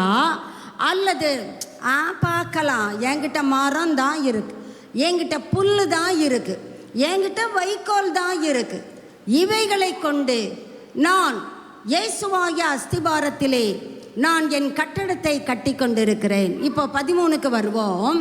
அவனவனுடைய வேலைப்பாடு வெளியாகும். நம்ம எதுல கட்டடத்தை கட்டி கொண்டிருக்கிறோம்? பெருமழை வரப்போகிறது, பெருவெள்ளம் வரப்போகிறது, பெருங்காற்று அடிக்கப் போகிறது. நீங்க கட்டி இருக்கிற கட்டடம் மரத்திலும் புல்லிலும் வைக்கோலிலும் கட்டப்பட்டிருந்தால் அந்த பெருங்காற்றுக்கு அந்த கட்டடம் ஈடு கொடுக்குமா? ஜஸ்ட் இமேஜின், யோசித்து பார்ப்போம். ஆனால் ஆண்டவர் சொல்றாரு, நாளானது. நீ எதில் கட்டுகிற? நீ ஒருவேளை சோர்ந்து போயிருக்கலாம். நானும் தான் பைபிள் படிக்கிறேன், ஜெபிக்கிறேன், ஒரு நன்மையும் பார்க்க முடியலை. வெயிட். கர்த்தருக்கு காத்திருக்கிறவர்களோ நியூ ஸ்ட்ரெங்க், புது பலன். நீ எப்படி கட்டி கொண்டிருக்கிற? மரம் விலையேறப்பெற்ற கல் பொன் வெள்ளி இவைகளை கொண்டு கட்டுகிறாயோ? தொடர்ந்து கட்டி கொண்டிரு. பெருங்காற்று பெருமழை பெருவெள்ளம் வரும். அப்போ எந்த கட்டடம் நிற்கும்? நாலு அதை சொல்லும், விளங்க பண்ணும். ஏனென்றால் அக்கினிக்கு மரம் நிற்குமா? அக்கினிக்கு புல் நிற்குமா? அக்கினிக்கு வைக்கோல் நிற்குமா? புசு புசு புசு புசு புசு புசு காலியாயி.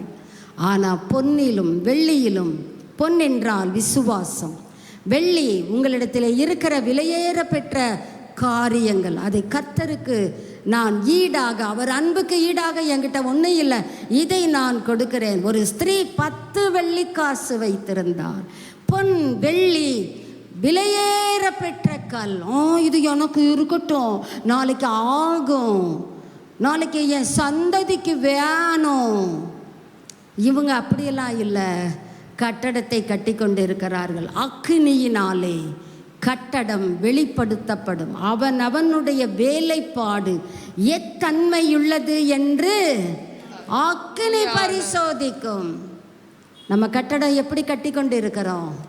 சீர்குலைந்து போயிருப்போமானால் கர்த்தர் சொல்லுகிறார், உன் சீர்கேட்டை குணமாக்குவேன். நீ குணப்பட்ட பின்பு நீ போ, உன் சகோதரரை ஸ்திரப்படுத்து. 14வது வசனம், அதன் மேல் ஒருவன் கட்டினது நிலைத்தான், அவன் கூலியை பெறுவான். உனக்குரிய ரிவார்டு கண்டிப்பா உனக்கு உண்டு. உன் ஜீவ கிரீடத்தை வேறு ஒருவன் பெற்றுக்கொண்டு விடாதபடி உனக்குள்ளதை நீ பற்றி கொண்டிரு. ஒருவன் கட்டினது வெந்து போனால் ஐயோ, அவன் நஷ்டப்பட்டு போயிடுவான். அதுவும் எப்படி? அக்கினியில் அகப்பட்டு. இன்னொருத்தன் அவனோ பொன்னிலும் வெள்ளியிலும் விலையேறப்பட்ட கல்லிலும் தன்னுடைய ஆவிக்குரிய ஜீவியத்தை கட்டுகிறவனோ ரட்சிக்கப்படுவான். அது எப்படி? அக்கினியில் அகப்பட்டு தப்பினது போல் இருக்கும். இப்போ நம்முடைய நினைவுக்கு சாத்ராக் மேஷாக் ஆபேத்நேகோ தானே வர முடியும். அக்கினியில் அகப்பட்டார்கள், தப்பித்தார்களா இல்லையா? அப்படி என்றால் அவர்களுடைய ஜீவியத்தை எதிலே கட்டியிருந்தார்கள்? விலையேற பெற்ற கல், வெள்ளி, பொன். ராஜா, நீ நிறுத்தின சிலையை நாம் பணிந்து கொள்ளுவது இல்லை என்று உனக்கு தெரிந்திருக்க கடவது. வந்தவன் கைதிங்க, அடிமை. வாயப்பாரு, அடிமைக்கு 7 மடங்கு சூடாக்குடா. அதனால நாங்கள் பயந்துருவோன்னு பார்த்தியா? கர்த்தர் இவர்கள் பட்சத்திலே அக்கினிக்குள்ளே முன்னாக சென்று காத்திருக்கிறார். வாங்க வாங்க, உங்களை போட தான் போகிறாங்க. இன்னும் ஆண்டவரே அக்கினியில் போட போகிறாங்க, அமைதலாக இருக்கிறீரு, போடட்டும் போடட்டும், நான் இங்கே உங்களுக்காக காத்து கொண்டு இருக்கிறேன். அக்கினியின் மனம் அவர்கள் சரீரத்தில் வஸ்திரத்தில் இல்லை என்று தானே வேதத்திலே வாசிக்கிறோம். அந்த தேவன் தான் இந்த காலை வேளையிலே நம்மை பார்த்து சொல்லுகிறார், அக்கினியில் அகப்பட்டு தப்பினது போல் இருக்க வேண்டும் என்றால் நீ எப்படி உன் ஆவிக்குரிய ஜீவியத்தை கட்டுகிறாய்? நான் முடிக்கிறேன், வாசிக்கலாம். 2 நாளாகமம் 7ஆம் அதிகாரம் 14ஆம் வசனம். நமக்கு பரிச்சயமான வார்த்தை, மனப்பாடமா சொல்லணும், வேதத்தை பரட்டக்கூடாது. என் நாமம் தரிக்கப்பட்ட என் ஜனங்கள் தங்களை தாழ்த்தி. அவங்க சீர்கேடுக்கு தடையா இருக்கிறது எதுன்னா பெருமை.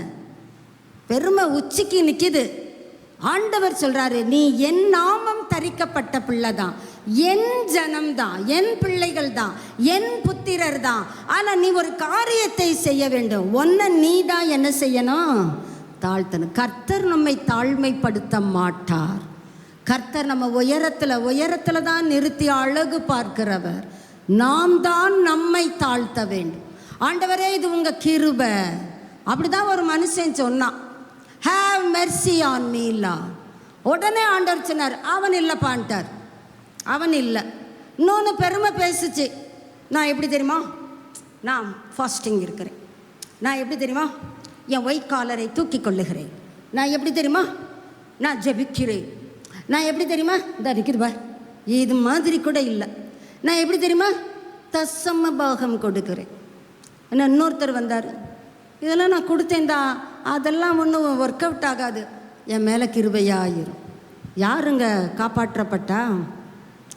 நாம் நம்மை தாழ்த்த வேண்டும். பெருமையின் உச்சியில் நிற்கிறோம். பெருமையுள்ளவர்களுக்கு தேவனை எதிர்த்து நிற்கிறார். அடுத்து என்ன செய்ய வேண்டும்? ஜெபம் பண்ணி தாழ்த்திட்டு வீட்டிலே இருந்துடலாமா? வீடுகளில் இருந்தாலும் ஆலயத்தில் இருந்தாலும் கர்த்தர் மத்தேயு 26:41 சொல்கிறத தான் 2 நாளாகமம் 7:14 சொல்லுகிறார். ஜெபம் பண்ணி நம்ம அதை தவிர எல்லாம் செய்கிறோம். நம்ம சில அம்யூஸ்மெண்ட்ஸ் எல்லாம் வச்சிருக்கிறோம். இன்னைக்கு அது இந்த உலகத்திலே அப்படியே கண்கூடாக இருக்கிறது. நிறைய கேளிக்கை காட்சிகள், கேளிக்கை நிகழ்வுகள், குடுகுடுகுடு என்று ஓடுகிறோம். ஜபம் தானே, அது அப்புறம் பார்த்துக்கலாம். ஆண்டவர் அதெல்லாம் ஒன்றும் சொல்ல மாட்டார். ஆனால் ஆண்டவர் இங்கே சொல்லுகிறார், தங்களை தாழ்த்தி ஜெபம் பண்ணி. அடுத்து என்ன செய்ய வேண்டும்? Seek his face with whole heartedly. அவர் முகத்தை தாங்க தேடணும். நம்ம தேடுகிறோமா? அது உங்களுக்கு தான் தெரியும். நான் தேடுகிறேனா? எனக்கு தான் தெரியும். அவர் முகத்தை தேடி. இப்பதாங்க ஆண்டவர் ஒரு பெரிய காரியத்தை சொல்லுகிறார். தங்கள்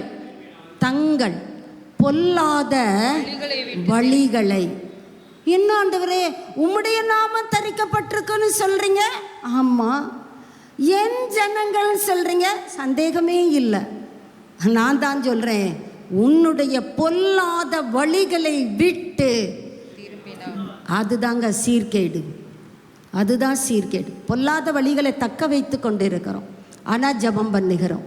பொல்லாத வழிகளிலே நடந்து கொண்டிருக்கிறோம், ஆனால் அவர் முகத்தை தேடுகிறேன் என்று சொல்லுகிறோம். பொல்லாத வழிகளிலே தான் நடக்கிறோம், ஆனால் தாழ்மை சுத்தமாக இல்லை. கர்த்தர் சொல்லுகிறார், பொல்லாத வழிகளை விட்டு என் பக்கம் டேர்ன் பண்ணு. திரும்பினால் அப்புறம்தான் கர்த்தர் சொல்கிறாரு, நான் சேமத்தை கொடுப்பேன். உனக்கு இல்லை, உன் தேசத்துக்கு. தேசம் சுகமாக இருந்தாதான் நாமும் சுகமாக இருக்க முடியும். ஆண்டவர் சொல்கிறாரு, நீ கலகம் இல்லாமல் அமைதலாய் வாழணும்னு விரும்புகிறியா? தேசத்துக்காக ஜெபம் பண்ணு. இன்றைக்கி நம்ம ஜெபம் எதுங்க? எனக்கு, என் புருஷன், என் மனைவி, என் பிள்ளை, நாங்கள் நல்லா இருக்கோமா? விடு கழுதி, அது எப்படியும் போகுது. இல்லைங்க, இதெல்லாம் செஞ்சால் கர்த்தர் தேசத்துக்கு சேமத்தை கொடுப்பார். தேசத்தில் இருக்கிற சேமம் உன்னை வீட்டுக்கு வந்து கதவை தட்டும். ஹலோ, யாரதே? சில வீட்டுக்கு போனால் அப்படி தான் அதட்டுறாங்க. ஆறது அதட்டுனா கூட அது சொல்லும், நான் ஆசீர்வாதம் சேமம் வந்திருக்கிறேன். சேமம் உன் வீட்டு கதவை தட்டும். நீங்கள் கதவை திறக்கலைன்னா கூட உங்கள் வீட்டு வரவேற்பு அறையில் அது வந்து உட்கார்ந்துரும். காரணம், தங்கள் பொல்லாத வழிகளை விட்டு திரும்பினான். நான் ஓசியா 14:4 வாசிக்கலாம். நான் அவர்கள் சீர்கேட்டை குணமாக்குவேன், அவர்களை சிநேகிக்கிறேன், நான் உங்களை ஃப்ரெண்டாக நினைக்கிறேன்றார். என்ன அன்பு பாருங்க! எனக்கு அந்த அன்பை யோசிக்கவே முடியலைங்க, தியானிக்கவே முடியல. அந்த அளவுக்கு கர்த்தர் மேலே ரொம்ப ஆசையாகுது. மனப்பூர்வமாய் சிநேகிப்பேன். இது மாதிரி உங்கள் ஃப்ரெண்டு உங்கள்கிட்ட சொல்லிடுவாங்களா? சான்ஸே இல்லை. எழுதி வச்சுக்கோங்க. வாய்க்கு தான் சொல்லுவாங்க, வாய்ச்சவடால் தான். ஈவன் நம்ம வீட்டில் இருக்கிறவங்க கூட நம்மளை சிநேகிக்க மாட்டாங்கங்க. ஆனால் கர்த்தர் சொல்கிறாரு, நான் மனப்பூர்வமாய் உங்களை சிநேகிப்பேன், என் கோபம் அவர்களை விட்டு நீங்கிற்று. ஒரே ஒரு காரியம், 1 கொரிந்தியர் 15:58. 1 கொரிந்தியர் 15:58. நான் என்ன செய்வது? ஆகையால் எனக்கு பிரியமான என் சீர்கேட்டை குணமாக்குவேன் சொல்லி இருக்கிறீரே, ஆகையால் என்னை மனப்பூர்வமாக சிநேகிப்பேன் சொல்லி இருக்கிறீரே, ஆகையால் உம்முடைய கோபம் என்னை விட்டு திரும்பிற்றே, ஆகையால் நான் ஒன்று செய்ய போறேன். கர்த்தருக்குள்ளே நான் பிரயாசப்படுவேன். பாருங்க, அந்த பிரயாசம் விருதாவா இராது என்று அறிந்து அந்த அறிவு எங்கெங்க வரும்? தேவனுடைய முகத்தை தேடும் பொழுது வரும். எதை அறிந்திருக்கு? அந்த அறிவில் தான் வளருன்னு சொல்லுகிறார். ஏதோ 4 வசனத்தை வாசிச்சுட்டு எனக்கு வசனம் தெரியும் வளர்ந்துருக்கிறேன், அது இல்லை. சின்ன பிள்ளை கூட ஏகப்பட்ட வசனம் அழகாக ஒப்பிக்குது. நம்மெல்லாம் ஒன்றுமே கிடையாது. அந்த அறிவை சொல்லலைங்க. நான் கர்த்தருக்குள் படுகிற பிரயாசம் விருதாவா இராது என்ற அறிவிலே நான் வளரப் போகிறேன். அந்த அறிவிலே வளரும் பொழுது நான் எப்படி இருப்பேன்? ஸ்ட்ராங்காக இருப்பேன். எனக்கிட்ட கர்த்தர் வந்து புசிக்கிறதுக்கு ஏதாவது கேட்டார்னா ஒன்றும் இல்லை சொல்ல போகிறதில்ல. வாங்க ஆண்டவரே வாங்க, நானே உங்ககிட்ட வாங்கி தான் சாப்பிட காத்திருக்கிறேன், நீங்கள் என்ன அப்படி கட்டுப்பிட்டீங்க, உள்ள வாங்க. உள்ள வருகிற கர்த்தர் உங்களை வரங்களினால், கனிகளினால், சமாதானத்தினால், சந்தோஷத்தினால், உங்களுக்கு எது தேவை அந்த குறைவுகளை எல்லாம் நிறைவாக நீங்கள் எப்பொழுதும் சம்பூரணம் உள்ளவர்களாக உங்களிடத்திலே தம்முடைய கிருபையை பெருக செய்வதற்கு அவர் வல்லவர். அப்படிப்பட்டவர் தான் உள்ளே வருகிறார். உறுதிப்பட்டவர்கள். அடுத்து, அசைய மாட்டேன். இன்னைக்கு நான் எடுத்திருக்கிற தீர்மானத்தை விட்டு நான் என்ன செய்ய போவதில்லை? அசைய போவதில்லை. அசையாதவர்களாயும் தொடர்ந்து நான் எப்படி இருக்க போகிறேன்? கர்த்தருடைய கிரியையிலே எப்பொழுதும் போட்டுக்கங்க. எப்பொழுதுன்னு கர்த்தர் கேட்டார்னா நீங்க அப்படின்னு சொல்லிடுங்க. எப்பொழுதும் நான் என்ன செய்ய போறேன்? கூட்டல் கணக்கு இல்லை, பெருக்கல் கணக்கு. 4 4 8. ஆனால் 4 4 பெருக்குனா எது உங்களுக்கு வேணும்? சாய்ஸ் உங்கள் கையில் தான். தலைகளை தாழ்த்துவோம். நான் அவர்கள் சீர்கேட்டை குணமாக்குவேன், அவர்களை மனப்பூர்வமாய் சிநேகிப்பேன், என் கோபம் அவர்களை விட்டு நீங்கிற்று. சீர்கெட்ட பிள்ளைகளே, என்னிடத்தில் திரும்புங்கள் என்று கர்த்தர் சொல்லுகிறார். நம்முடைய எத்தனை பேர் கர்த்தர் பக்கம் திரும்ப போகிறோம்? நம்முடைய பொல்லாத வழிகளை கர்த்தர்கிட்ட கேட்போம். ஆண்டவரே, உம்முடைய பார்வையிலே பொல்லாப்பு என்றால் நான் அதை செய்ய போவதில்லை. உங்கள் பார்வையில் அது பொல்லாதது என்றால் நான் அந்த காரியத்தை பேசப்போவதில்லை. உங்கள் பார்வைக்கு அது பொல்லாதது என்றால் நான் இன்றே அதற்கு முற்றுப்புள்ளி வைக்கிறேன். அவர் பார்வைக்கு செம்மையானவைகளை செய்யும் பொழுது கர்த்தர் சொல்லுகிறார், நான் உன்னுடைய ஹீலர், நான் உன்னை குணமாக்குகிற கர்த்தர். வார்த்தையை அனுப்பி குணமாக்கி அழிவுக்கு தப்புவிக்கிற கர்த்தர். நம்ம எப்படிங்க வாழ்ந்து கொண்டு இருக்கிறோம்? நாணலை போல அசைந்து கொண்டு தானே வாழ்கிறோம். உலகத்தை பார்த்தால் உலகத்திற்கு ஓடுகிறோம். மாம்சம் நம்மை அவ்வப்பொழுது கீழ்ப்படுத்தி விடுகிறது. சத்துருவினுடைய வஞ்சகம் நம்மை கவர்ந்து இழுக்கிறது. அசைகிற வாழ்க்கையை தானே வாழ்ந்து கொண்டிருக்கிறோம்.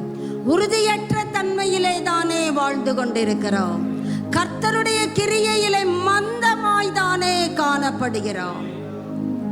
ஆண்டவரை பார்த்து சொல்லுவோமே, என்னுடைய பொல்லாத வழிகளை எனக்கு சுட்டி காட்டுங்கப்பா, அவைகளை விட்டு பக்கமாக திரும்புகிறேன்.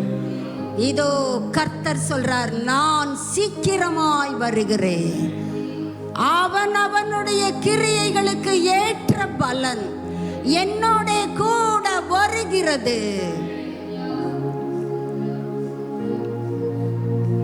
என் கூட கர்த்தர் பேசி இருக்கிறார் என்று சொல்லுகிற பிள்ளைகள், உங்களை தயவாய் கேட்டுக்கொள்ளுகிறேன். எல்லாரும் கண்களை மூடி, நம்முடைய புற கண்களை மூடி நம்மையும் கர்த்தரையும் மாத்திரம் தியானிப்போம். கர்த்தருடைய காரியத்திற்கு நான் எதிர்த்து வாழ்கிறேனா? Resistant to God's guidance. கர்த்தர் எனக்கு கைட் பண்ணும் பொழுதெல்லாம் எதிர்த்து நிற்கிறேனா? கர்த்தர் சொல்றார், அதுதான் சீர்கேடு. உன் சீர்கேடை நான் மன்னிப்பேன் சொல்லல, குணமாக்குவேன். இந்த சீர்கேடு கண்டேஜியஸ் டிசீஸ், தொற்றி பற்றி படருகிற வியாதி. இந்த கிருமிகளை கர்த்தருடைய அக்கினி சுட்டெரிக்கட்டுமே. என் கூட கர்த்தர் பேசினதை இந்த காலை வேளையிலே நான் உணர்கிறேன். அப்படி சொல்லுகிற பிள்ளைகள் வலக்கரத்தை கர்த்தருக்கு நேராக காண்பிப்போம். என் கூட பேசலன்றவங்க நீட்ட வேண்டாம். என் கூட கர்த்தர் பேசி இருக்கிறாரு. என் வலது கரத்தை நான் கர்த்தருக்கு காண்பிக்கிறேன். பரலோகம் உங்களை பார்த்து கொண்டே இருக்கிறது. தூதர்கள் உங்களை ஆசையோட பார்க்குறாங்க. என் பிள்ளை புசிக்கிறதுக்கு ஏதாவது எனக்கு தரும் சொல்லி ஆசையோட நிற்கிறேன். வாங்க ஆண்டவரே, I welcome the Lord, I welcome the with whole heartedly Lord. ஆண்டவரே, மனப்பூர்வமாக உம்மை நான் நேசிக்கிறேன் அப்பா. நீர் எப்படி என்ன சிநேகிக்கிறீரோ நானும் உங்களை சிநேகிக்கிறேன். I love the Lord. ஆண்டவரை பார்த்து சொல்லுவோமே, ஐ லவ் தி லார்ட். மனுஷரை பார்த்து ஐ லவ் யூ சொல்லுங்க, அது வேஸ்ட். கர்த்தரை பார்த்து ஐ லவ் யூ சொல்லுங்க, அது டேஸ்ட். நீங்க வேஸ்ட சொல்ல போறீங்களா, டேஸ்ட சொல்ல போறீங்களா? கர்த்தரை பார்த்து நீங்க நேசிக்கிறேன்னு சொல்லி பாருங்க. உங்க அழைப்பிலே உறுதிப்பட்டவர்களாய் வாழ பெலன் கொடுக்கிறவர், உங்களுக்கு எதிராய் வருகிற சத்துருக்களை புறமுதுகிட்டு ஓட பண்ணுகிறவர். Thank you Lord, thank you Lord. நன்றி தகப்பனே, நன்றி ஆண்டவரே. கர்த்தரை ஸ்தோத்தரிப்போமே. ஆண்டவரே, என் பொல்லாத வழிகளை விட்டு திரும்பும்படியாக இந்த காலை வேளையில என்னோடு இடைப்பட்ட கர்த்தருக்கு நன்றி, நன்றி அப்பா.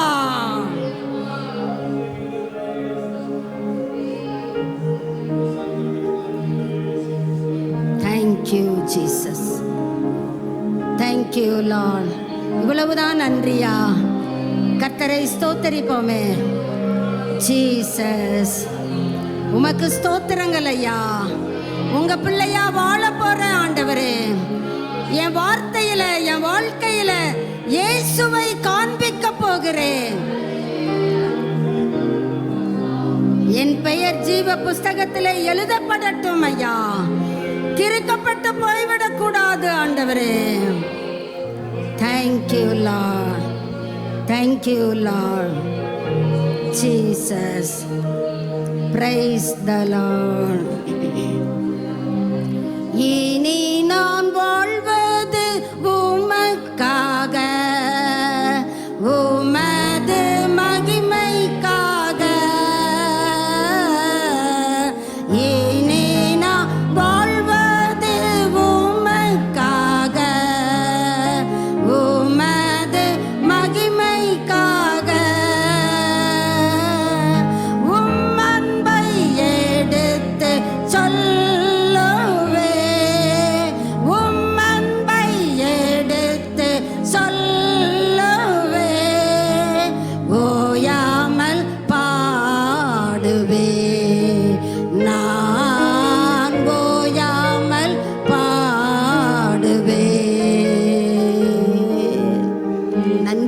தகப்பனே. நம்மள எத்தனை பேர் இந்த பாடல்களை பாடலாக அல்ல, அர்ப்பணிப்பின் வரிகளாக கர்த்தருக்கு தெரியப்படுத்துவோம். இனி நான் வாழ்வது உமக்காக, உங்க மகிமைக்காக. Thank you Lord. நீ குணப்பட்ட பின்பு உன் சகோதரரை ஸ்திரப்படுத்து. உங்க அன்பை எடுத்து சொல்லுவேன்ப்பா. என் கூட படிக்கிறவங்களுக்கு சொல்ல போறேன், என் கூட பழகுகிறவர்களுக்கு சொல்ல போறேன், என் கூட வேலை செய்கிறவர்களுக்கு சொல்ல போறேன், எங்க வீட்டில் இருக்கிற உறவுகளுக்கு நான் சொல்ல போறேன். ஓயாமல் பாடுவேன் ஆண்டவரே, உம்முடைய அன்பை பாடுவேன் ஆண்டவரே, உம்மை ஆராதிப்பேன் ஆண்டவரே.